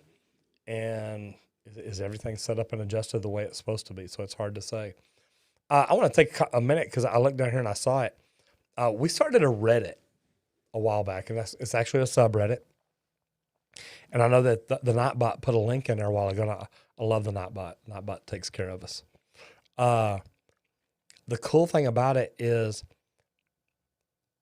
man, it's a great place for y'all to put your pictures, your videos, any of the worst plumbing or any of the best plumbing you've ever seen. I've got to shoot a video this week. Will was telling me earlier. We are taking great videos and pictures and stuff like that off of Reddit and posting them to our channel or making a YouTube video out of it. That's now where we're getting the pictures and videos. So if y'all are still sending them to video@rogerwakefield.com, stop. Go over to the subreddit group, Roger Wakefield Posts. And I'm just going to click on it because I can. Trying to see. We've already got 800 members in there. Man, that is actually pretty cool. I probably just messed everything up. Let's see if that fixed that. Boom. Maybe. So anyway, man, go over to the Reddit, Roger Wakefield Posts, and give me your pictures. Post them. If you see pictures over you like, comment about them. We're going to go over and look and see which ones get the best comments, get the best likes, get seen the most, get looked at the most, and all that. But I'm telling you, man, starting that was so good. Roger Wakefield Posts, go over there, check it out, and let me know what y'all think. We've had fun with it. It has really been, it has been good. And there it is. Maybe not. Yep. Man, I'm going to figure this computer out one day. Y'all better check it out. William Riverino says, when we call the plumber, will you come out sometimes? Probably not. It's funny, Joe and I were talking about that this weekend. We're doing so much on social media, so much trying to help other plumbers, so much trying to create courses. I saw somebody post something earlier, will you make a plumbing course? And we're trying. We've got one. We started with a free mini course. We've got the very basics of plumbing. We've got started on it. We're not done with it. We've probably got about 20 or 30 more videos to put out there. But, man, we've been working on this for a while. So, man, we're trying. But the more plumbing I do, the harder it is for me to do everything else. So I got to tell you, William, we're trying to get me out of it as much as possible. But, man, I still Every chance I get out and do it because I love it. Sean Wilson says, what are your thoughts on the GE Pro Elite 2 whole home water filtration system and softener? William, I got to tell you, I don't like, Sean, sorry about that. I thought, wait a minute, William was the last one. I normally don't like water softeners, and here's why. A water softener wastes a lot of money through backwash. The system that I use is the Flowtech. It's a filtration system, and here's what I like about it. Let me just tell you what I like about it. The filtration system is pretty much maintenance-free for about 20 years. And that's big because, I mean, I can't even get people to flush their water heaters once a year. More or less go out to their water filtration system and change cartridges or whatever, or even their softener and add salt or do different things. There's so many different things that people have problems working on. So when I look for one that I found that was maintenance-free that blew my mind is Flowtech. And it's not just a filtration system. They've also got an anti-scale device. Now, I was in Austin 2 weeks ago, and the water's softer down there. And when I take a shower down there, it literally, when I'm done, I keep trying to rinse. I keep trying to get all the soap off of me. And it's not soap. It's soft water. So I don't like that slimy feeling. And if you do like it, you call it silky. I get the difference. But my thing is, man, I wanted a product that is pretty much maintenance-free and does a great job. When my guys installed it, they said, hey, go inside and drink the water. I always drink. I've got Mountain Valley high alkaline water in here, bottled water. I drink it all the time. The cool thing, nobody even noticed, man. I got a new cup today. Told you I went down to Austin. This is my Longhorn Yeti. Kind of like it. I haven't tried the GE Pro Elite 2, and my only reason is, look, I've got a product that I love. And normally, I mean, look, Julia will say so if she's in here. When I get stuck on what I like, I will go to the same restaurant once a month for a year and order the same thing all the time.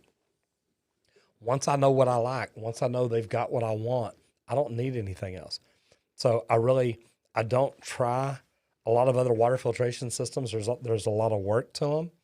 But the cool thing about it is I found one that I love, and, man, I have stuck with it.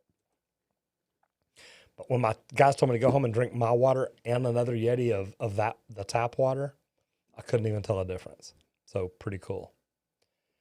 John says, are there listings on plumbing products similar to how there is with electricity where something is UL listed? There is. It's called WaterSense, and it's by the EPA, EPA.gov. I think you can go in and get water ratings on water heaters, washing machines, toilets. There's so many different things that you can get and so much information. They measure toilets by how little water they use and how much MAP solids they use, which is they've got a way to fake turds and flush them down there. So it's kind of crazy. I can't get all the name right, but looks like critical damage. Kind of like that, the way you did that. That is the best mustache I've ever seen. I agree, but I do appreciate you making note of it. So anyway, EPA.gov, that will give you the stuff that you need. Nicolay. The toilet is not filling up when I flush. How do I get that fixed? By the way, greetings from Norway. Number one, greetings to you. I hope everything's going well over there. Is your fill valve, is the flapper going all the way down, or is it letting water continuously run down in the bowl? Or is the flush valve, or is the fill valve not coming up and filling back up with water to fill the bowl up? Normally it's one of those two things. I've got a video called How to Stop a Running Toilet Guaranteed. Normally you can fix most of the problems on there. Rapunzel 1212 says, I'm flushing out tuber turds. Good night, Rapunzel. Great having you in here. I appreciate it. The Rokinks says, is 31 too old to become a plumber? No, it is not.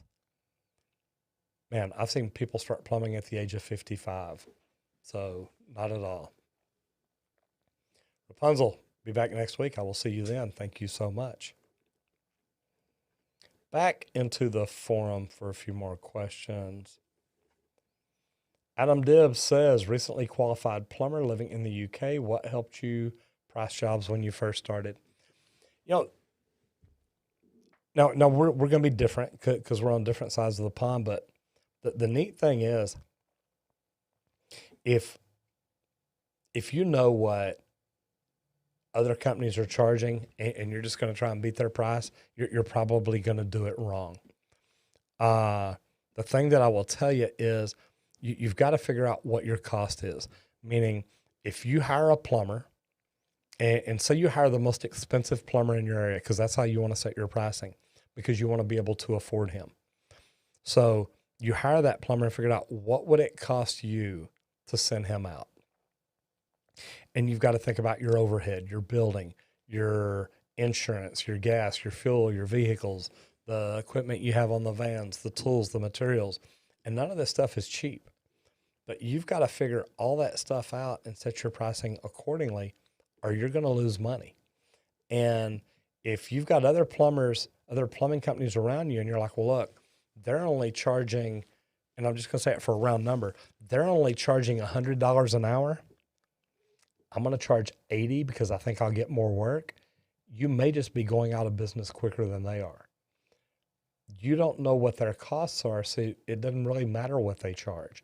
You've got to look at what your costs are, what you want them to be. Now, luckily for me, when I started my company, I knew we were going to either rent a building or buy a building. So I set my pricing accordingly. So 3 years ago, when we started renting a building, we didn't have to raise the prices, maybe a little bit. And then the next purchase that we do, we won't have to raise our pricing other than our normal. We try to raise our pricing about 15% every couple of years. That keeps us in line. That keeps us growing with inflation. And you know what? When we're busy, like we're busy right now, if I raised my price 15% and lost 15% of people, I would probably get in 15 to 20% more work, and we'd find a way to make it all work. That makes me more profitable. So we're always looking at it like that. What can we do to grow and do well in our trade?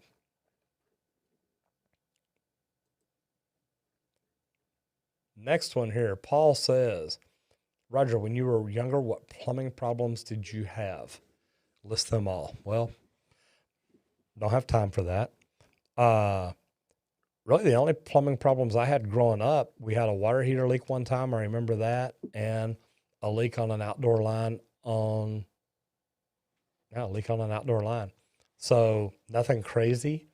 When I was a younger plumber learning plumbing, luckily I worked with some really good plumbers, so I really didn't have problems. They were really good about teaching. That's the reason I try and tell people all the time, Paul.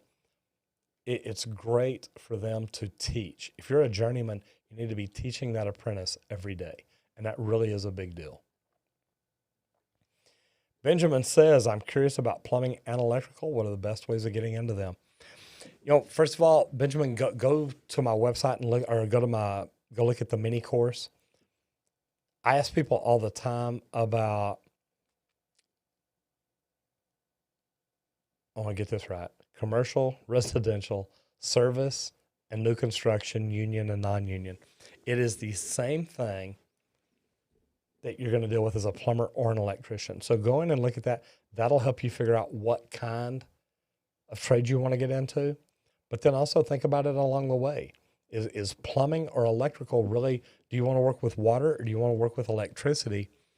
And, I've done videos, plumber versus electrician. I think Dustin over at Electrician U has done videos, electrician versus plumber. Look at them and listen to them and think about it and see which way you think you want to go. Because, either way, getting into the trades is a great life. It's a great way to learn and a great way to grow. Saw a message in here from Joe. It says, what made you decide to open up your own shop? rather than work for someone else. And Joe, this is really good because I've tried opening my shop a couple of times before, and I was young, mature. I didn't know what the right things to do, and I always made mistakes. So this time, I focused on learning how to run a business and how to market a business. I hired coaches. I hired consultants. I've paid memberships in groups to get coaching. There's so many different things that I've done that I think have really been different than the times before. So getting out and doing things like that, I think it has set me apart from a lot of startup companies. And it really is a big deal to me because now, when I first walked in to the group, one of the things that they said was, because I'm literally thinking, look, I've just got to figure out how to make the phone ring more. And one of the coaches looked at me and he said, so if you're losing money because you're not operationally excellent and you make the phone ring more and you take on more work, what does that add up to? And I'm like, well, I'll lose money faster. He said, exactly. He said, don't worry about making your phone ring right now. Worry about becoming operationally excellent. And so many things that, I didn't know from working with other people. And I think that's why I love doing what I'm doing, where I can help people and at least point them to the right people. Look, I'm not the best business coach in the world. I'm still not doing things operationally excellent, but I work with some of the best people in the world. And I think that's huge. So now for me to work with somebody else knowing the things I do, Joe, it would be hard because I would be in there every day like, wait, whoa, wait, why are y'all doing that? Because I understand it and I want to help. And I just don't think a lot of people get it. So that would be tough for me. And now I'm glad I work for myself, as I'm sure you are too. Matt Farmer says, just bought a house here in Garland. The plumber that came out before buying the house left the two-way clean out, sticking maybe a foot to a foot and a half above the ground. Is this fine for me to cut it down myself and add back new top caps? Thanks for all that you do. Matt, this is really good because literally what I would do is you want it cut off at about the level of the slab. Maybe the middle of the slab to the top. You don't want it right at the very bottom because if you ever have to do a sewer water test to determine, and Will's over here nodding, Will's actually, we need to do one on his, and I noticed the other day when we were there, and even over at Cameron's, my son-in-law, Will's sister's husband, Catherine's husband, his are sticking up high too, and I like it because they're sticking up to the floor level because that's where you want to test to. You don't want to test to the bottom of the slab because if there's anything broken at the bottom of the slab, you may never find it. So I like that they're sticking up high. Can they be too high? Yes, you don't want them above the floor in your house because if it ever fills up there, it'll push the water out under your toilets, push out your wax, and you'll have problems. So Matt, great question. Thank you so much for that. Zachary says, I have a problem with my shower pressure to where barely anything comes out. Any tips or tricks? Number one, Zachary, if it's just your shower head, remove your head and look at the inside of it. See if that screen has a lot of trash filled up in it. I've seen that happen hundreds of times, either little pebbles, little rocks, balls of solder, sand, calcium, magnesium, anything that a filtration system may take out or a anti-scalar could take out. I've seen all that get up in there, fill up, and cause all kinds of problems. So, man, check it out and see if that's where your problem is. Justin Jones Kegel says, just want to drop in and say you're awesome. I appreciate that. Garrett said, when you were younger, did you ever want to get into another trade? I wanted to become a brain surgeon. No, actually, what's that one I used to say? I wanted to join the Navy, but they wouldn't let me be admiral, so I wouldn't go. No, you know what? I really didn't want to learn another trade till I got older. I wanted to learn HVAC, and I did it in case I ever wanted to grow my business. But I really think that, you know what? I love plumbing. I love what I do. And to be able to keep doing this, have fun at it, and not have to worry about trying to learn something new or bring in other people that, maybe I don't communicate as well with. I don't think I want to. I love what I do, and man, it's great. Richard says, what is your opinion of the Viega monoblock? I'm currently repopping my house, and I wanted to know if it was a worthy investment. My friend who's a plumber recommended it to me. Also, thank you for the excellent videos and tips you provide. Uh, Here's the deal. Look, Viega makes some great products.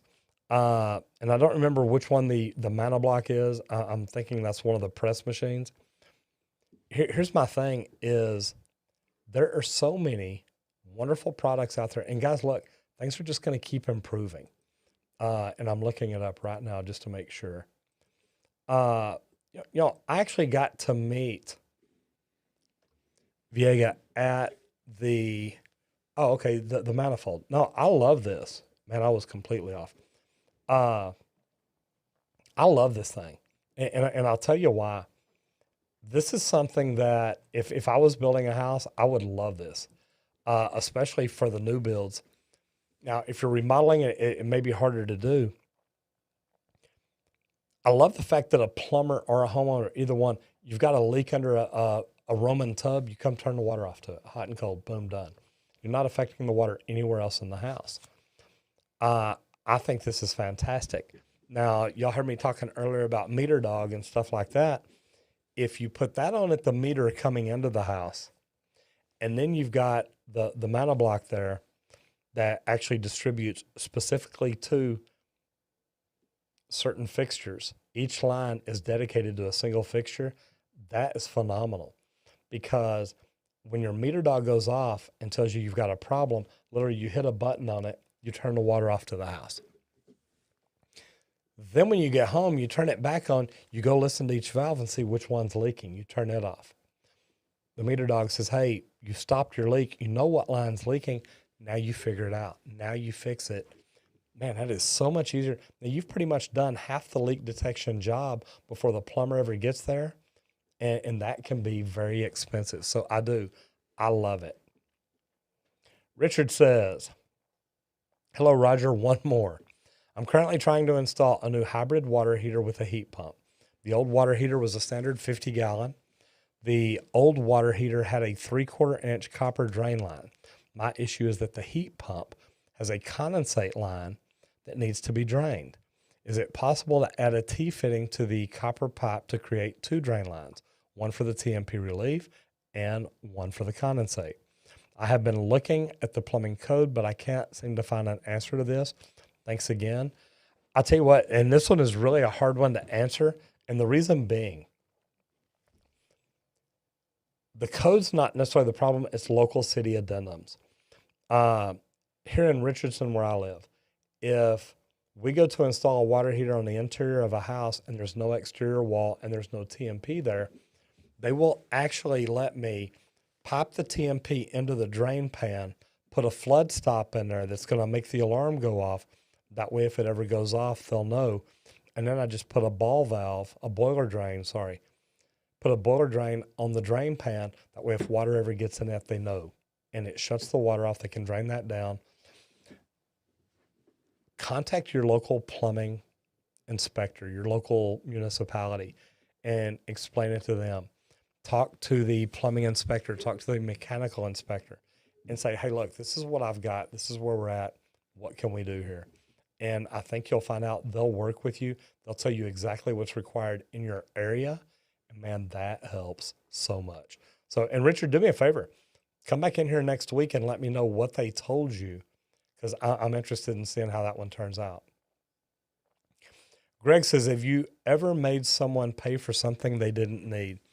And man, Greg, I can answer this one quick. No. And look, I've even told plumbers, because look, I've had plumbers that worked for me that after they were here, I was like, I don't think you're the right guy. I've literally told my plumbers in our meetings, and I mean, you can ask any plumber that's worked for me. If I ever catch you ripping off a client, I will help them file charges against you. I don't want to be that kind of person. I love the fact that we've built a great reputation here by helping people do the right thing. And there's a lot of things that you can get into, and Greg, it's really funny because, I see things that a lot of other plumbers do, and look, I don't even criticize it because the thought in my head is, look, is this something that can benefit that client? If I walked into your mother's house and sold her a filtration system and an anti-scale device because I tested her water, her chlorine level was high and her hardness was high, and this was going to be beneficial for her. It's going to keep her from having problems with her washing machine, her ice maker, her dishwasher, frost proofs, cartridges for tub and shower valves, for lavatories, fill valves for toilets. It's going to help keep her from having problems with all these. And she calls you and says, hey, this plumber came over and installed this $10,000 water filter. Life is amazing. And you're like, Mom, he just sold you something he didn't need or something you didn't need.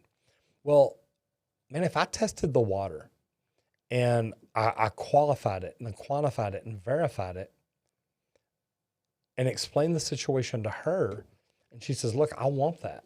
Here's my thing. Look, I have a water filtration system at home. I love it. And it's worth what we sell them for. So my thing is, I believe in the reputation and the reviews that we have out there. And it's funny because I teach my guys, look, communicate with your customer, let them know what's going on. I do not want to ever have a reputation as a plumbing company that does the wrong thing. And I have let go of plumbers because I thought that they were going to give us that reputation. So look, man, I love this one. Greg, I never wanted to be a salesman, but as a plumber, sometimes you have to let people know what the best product is. And at that point, I feel like I'm being a professional, helping them and guiding them in the right direction. And I don't ever want to sell them anything they don't need. Robert says, Post 10 has just started doing plumbing as an apprentice or as an apprenticeship. Would you offer him a job? Post 10. Don't know what post 10 means. Out of jail 10 years? Post 10 after 10th grade? Man, I'm not sure. Jump over in the chat and tell me more about what you mean by post 10.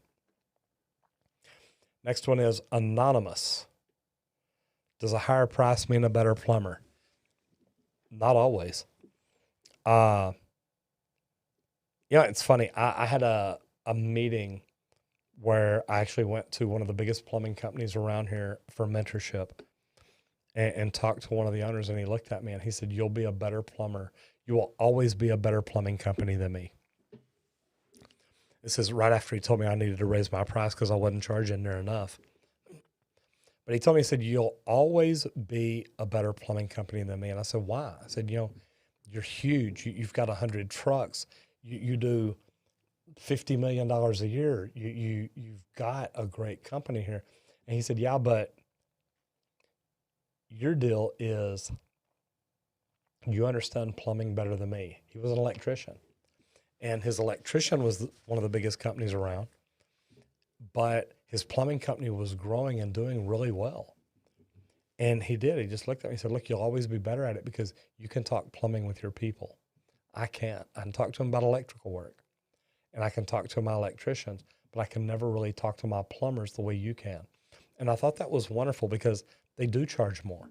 And they are a great company. And they do good things. I cannot say anything at all bad about them. But my thing is, I don't have to be the most expensive, but I don't have to be the cheapest either. I sell a great product, and we do a lot of work for it. We bring value for every dollar we charge, and to me, that makes it worth it. A higher price doesn't mean a better plumber. It just means they're setting their price a different way, and they're placing different values on different things. I can't say anything bad about it. Max Klaus says, can you tell us more about the crew that helps produce these videos? Yeah, they suck. I mean, I'm just telling you. Grayson's no good, Will's horrible, and Liz, I just don't even know what to say about her. You know what? I think I've got probably the best YouTube crew around. it takes all of us. We all do research. We sit in meetings. We do everything together. I've got 3 people that help me. Really, only 2 of them work on YouTube. I've got Will is my content creator, my YouTube, my thumbnail creator, my title creator. He helps me come up with the ideas and content and how we put everything together and helps get it out in front of everybody. Grayson is my editor, a friend of Will's that Will brought in, and Will did it because he hates editing. I mean, bad. I mean, when Will was coming to work in the morning drinking, I knew that there was a problem. And he said, look, I can't edit all day. And I'm joking. Will never came in drinking. That was me. The funny thing is, look, I think that we have fun. We enjoy what we do. We literally, man, we love it. And I know it's funny, but it literally is coming in and getting to do the things that we do. I think it's great. We've all literally just learned this over the last couple of years, except for Grayson. Grayson went to college to learn editing. He's a cinematography trained editor, and man, he's phenomenal. And I think that he has really brought a lot to the team and helped us out. I'm proud of Will because Will literally knew nothing about social media or YouTube. And I say he knew nothing. He knew what YouTube was, but Will knew nothing about making a video and knew nothing about how to get. Now, how did you make me leave a comment? Will, how's it say? Will's the greatest person on earth. I need to give him 100% raise every day. So you can't put stuff like that in there. See, when you give people control, man, you are in trouble. But Will knew nothing at all about getting in and making a video or coming up with it. And we just decided, look, we're going to learn. And I think we have. And Amber's right. We have a fun office. And don't get me wrong, it's not always perfect. They get mad at me. I get mad at them. We have days where we're all frustrated with each other. But at the end of the day, man, look, we've got to put out a good product. And I think we all understand that. We all understand each other has roles. And man, it's pretty cool. That's the crew. We're all pretty much self-taught except Grayson, but he helps us along every day. Reese Davidson says, "Hey Roger, love your content. I start my co-op course for high school for a great plumbing company this week. Do you have any tips and advice going in with not too much experience?" Yeah, number one, you're in a great spot. Keep coming back in here and learning everything you can. And I say that because you're going to learn things in here and you're going to see it from a completely different point of view. I love it when the high school teachers around here that are involved with shop, mechanics, home repair, building, whatever it is they're doing. The funny thing is you gotta look at it and figure out what do you want to get out of it. So watch the videos that we've got together. Go to the free mini course, figure out what kind of plumber you may want to be when you get out. And we all had no experience when we started. I mean, none of us. So you've got a great opportunity here because I'm telling you, here in the next 5 years, I think plumbers are going to be making about $100 an hour. And when you get out, you got a good opportunity to make great money. All right. Brian Freemeyer. Got it. Brian Freemeyer. What type of water treatment device for scale buildup would you recommend since I don't have a loop and my main water coming in is not near my garage for a back-to-back loop? Or would it be better to break down and dig a 50-foot trench in my backyard and install a loop? There's different devices available. If you've got like copper lines at your water heater, I don't have a loop or anything like that. I'm literally inside at my water heater. Flowtech makes an anti-scale device. It's electronic. And I got to tell you, I have not seen any sign of calcium or magnesium since we started using it. So, and there's a lot of different things out there. I've got another one that I'm looking at. And as I learn more about it, if you're around Brian Freemeyer, I would tell you, Brian, I would tell you subscribe to the channel, because as I start looking at these other devices and trying them out, I can tell you more about them then. Guys, we've got about 6 minutes after. Let's not put any more questions in the forum. Don't know that I'll get to all of them, but I'll get close. And that way a lot of y'all aren't mad. If y'all throw some in the chat, I'll see what I can do to get to. And I've been watching, bouncing back and forth, Luke and Joe talking about pricing. You know, here's the deal. And there's people that do that around here. They're like, hey, look, I've got a $49 HVAC tune-up. And look, and you can ask Joe, you can ask anybody in here. There's not a plumber or HVAC company in town that can send somebody out for $49 and make money on that. And this guy's here to evaluate your system quickly, see what things you may need to buy, and sell you something. Now, don't get me wrong.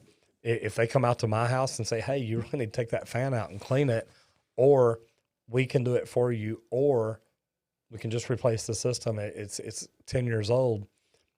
You know, that guy's there to give me, hopefully, a fair evaluation of my system and what would be the best thing for me to do, not just what the most expensive thing is. So every now and then, and look, I talked about it a while ago, the guys that are out there charging $99 an hour, that they're, unless they're set up where they're not making a ton of profit, and they're set up where they're extremely busy, they've just got trucks running all day.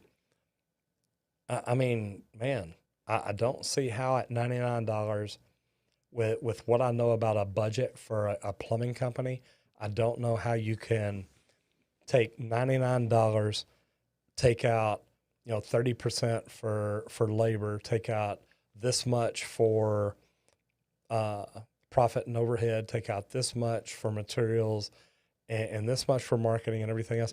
I don't see how it adds up. So eventually I think they'll go out of business, or they're using that $99 to get in and sell them something else. And I see that a lot. Garrett J says, what are your worst type customers or the worst customer you ever had? Well, the worst customer I ever had, literally, and it was my first really bad review, and it blew my mind, because I had jumped through hoops to help a lady get gas turned on to a rent house she had. Atmos came out again. I don't even want to go off on Atmos again, but they suck. The funny thing is, they had Atmos come out. Atmos relocated the meter. Then they found a leak. So then they literally jumped in and said, hey, you need to call a plumber to come find the leak and fix it. And then what happened is they jumped in and said, we got to turn the gas off. So she called me, and I look at it, look at the system, figure out what all the problems are. We get under there. We determine, hey, there's more leaks than one. We need to do a repipe because you had CSST, you had this, and we go through and do it right. And the thing is, I called her whenever we went down. I said, hey, number one, your house is in a historic district. Number two, it's going to take, they said 7 days to get your permit. She said, look, I need this gas turned on now. And it was starting to get cold. So what I did is I said, okay, look, I can go to the city, I can go to City Hall, I can go to the permit department, I can go to City Hall. You had to go to the historic district. There's so many things you had to do and fill out forms. And literally, when I first went to pull the permit, they told me, they said, Roger, it will take 7 days.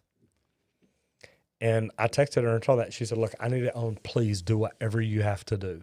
I said, well, okay, but here's what all I'm going to have to do. She said, look, I don't care. Just do it, please. Well, I had already given her a price to do the job and got everything done. Went out the next day, got it inspected, got the gas turned back on. When I sent her a bill that night, she literally calls me and says, hey, I'm sitting here and I have your company pulled up on the computer, and if you don't give me a discount, I'm going to give you a bad review. And you want to talk about upset. And it blew my mind that people are that freaking sorry. So what I did is I told her, I said, listen here, whatever I called her. When you give me a bad review, you make sure you spell my name right. And I was so upset that she did. I mean, she went on, gave me a bad review. And I saved every email, every text, everything, sent it to this place. And they said, well, if you'll pay us $1,000 a year to become a member, we'll take this off for you. And I'm like, you know what? There's nothing but crooks out there. So, guys, that's the worst customer I've ever had. Be careful with it. It happens. And sometimes you just got to live with it. Ryan wants to know, how do you deal with an apprentice who is not quite getting it? Give them all the opportunity you can. Ask them what problems they're having. Point out the things they're not getting.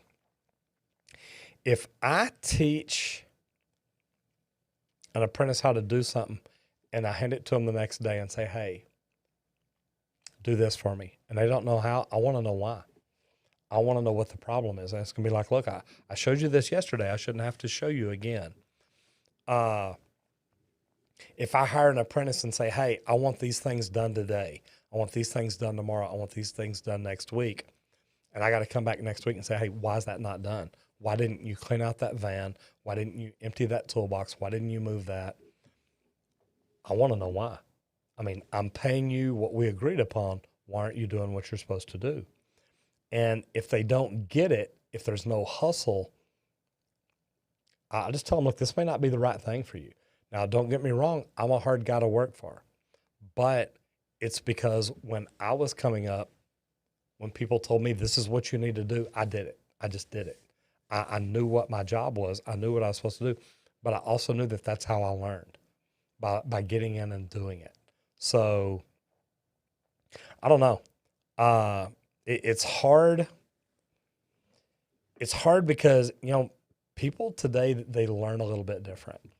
And I guess it comes down to attitude. If they've got the attitude of they want to get it, they want to understand, they're like, man, look, I just couldn't remember or whatever. And we all learn different.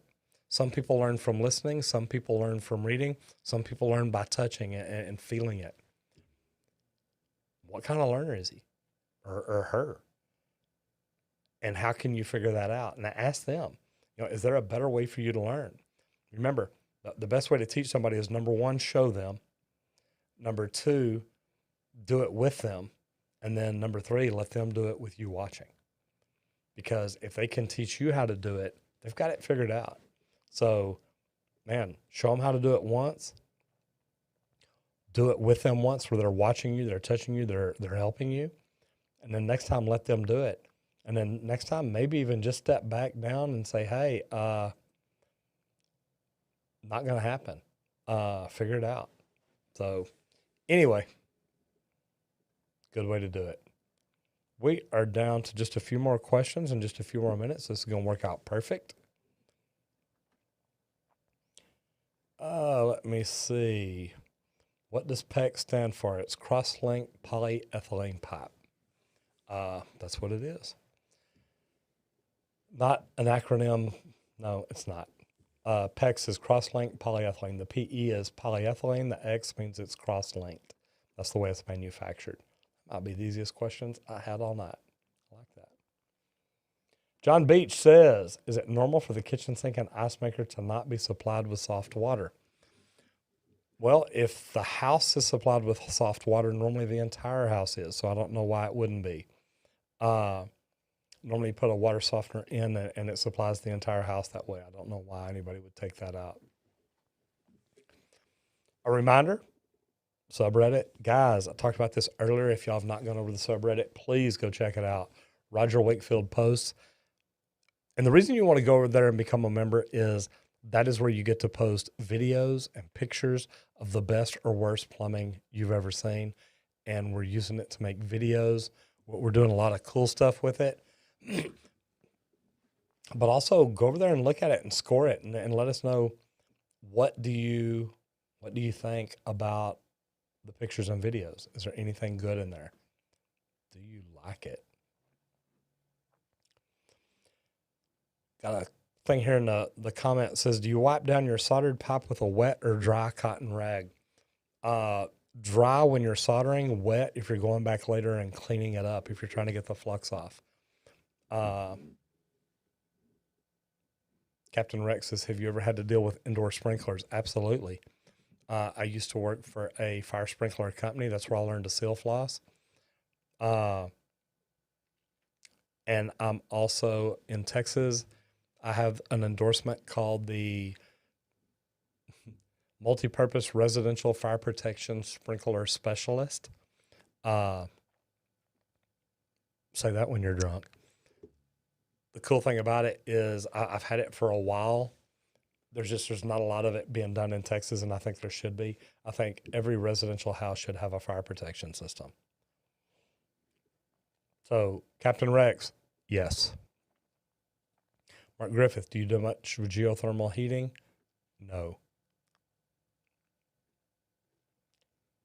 And back in the forum real quick, can you please make a cool Roger Wakefield? What is a U2s? Don't know what a U2s is. YouTube koozie? Don't know. Tell us what a U2s is, Sim Matt. And maybe we can. Oregon Bert says, my bathroom sink hot water faucet chatters when on. Why is that? It could be a bad washer. It could be the valve under the sink. Yeah, it could be a ton of different things. And glitter fart, I don't know why anyone would have an indoor yard. But, I mean, I've seen them like in a courtyard or something like that. So, guys, this has been fun. I've actually got through the responses quicker than I thought I would, which is great. I want to say thanks to Editor Grayson. I want to say thanks to Elizabeth. I want to say thanks to Joe Everest for jumping in here. William Rosebrock, Neil, the Urban Explorer, Chris, Construction Cronies. I never saw Paul Peck jump in tonight, but a great guy. Jimmy, man, I got a couple of nice walls here.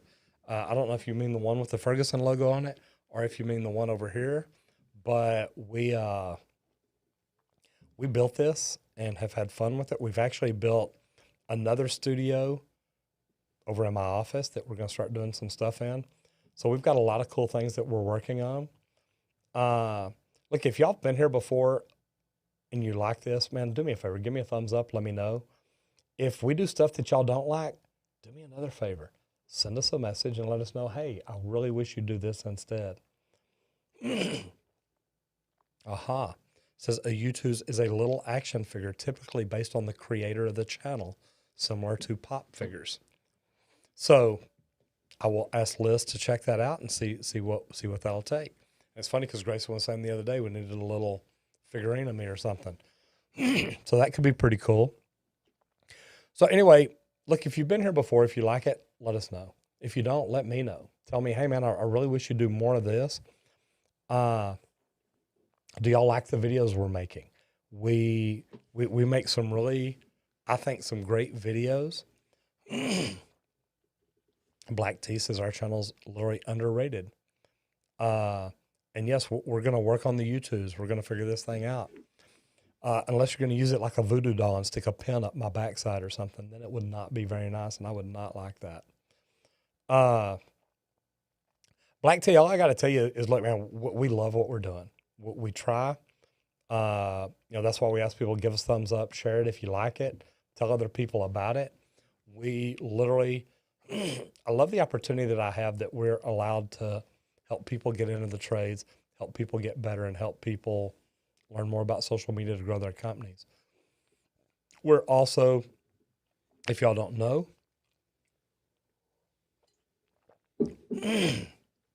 we are also over on Instagram, on TikTok, on LinkedIn.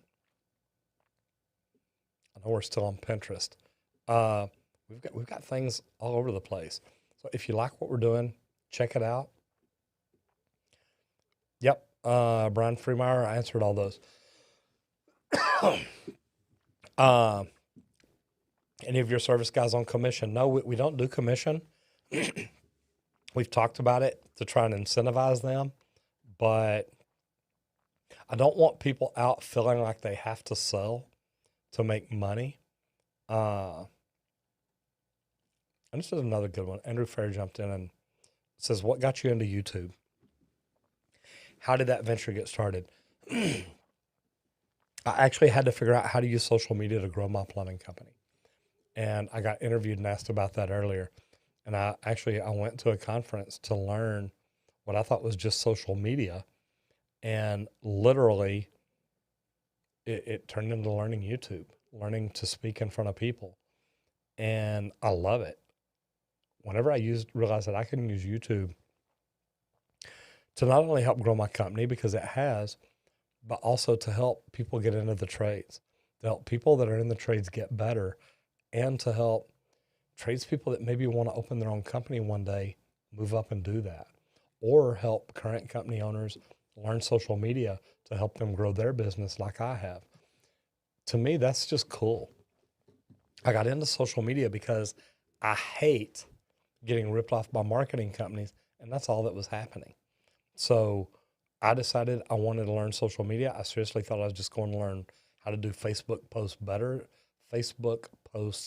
better or something. And I got there and I figured out, man, I can do YouTube. And I came home, and it's a long story, but within a month, we were posting 3 videos a week on YouTube every week. And pretty much for the last 2.5, almost 3 years now, we have. We've started growing in other places, doing different things. And man, it's been good for us, so we thoroughly enjoy it. Miss Amy Duddens Carter, first time here. I love this. Thank you so much. I do appreciate you being here. Guys, we're going to jump out of here. I just want to say thank you to all of y'all. Those of y'all that jumped in the forum and left questions today, I do appreciate it. Next week, if y'all are here, jump over in the forum, fill your question out, and hopefully you'll come in and learn something. I know I get in here every week and I learn something, and I think it's great. So I love the fact that y'all come in here, hang out with me, and do stuff like that. And it does make it wonderful. So anyway, Amber, yeah, I forgot you were in here too, Amber. Thank you so much. Anyway, got to get more water so I can get this frog out of my throat. Guys, thank you very much. I'm glad y'all were here. Again, thanks to all the moderators, everybody for being here and their help. Remember, if you didn't like this or share this, please do so. Please subscribe so you don't miss out on anything. And we will see you next week. I'm Roger Wakefield, Lead AP, the Expert Plumber. I'll see you in the next video if you don't get flushed.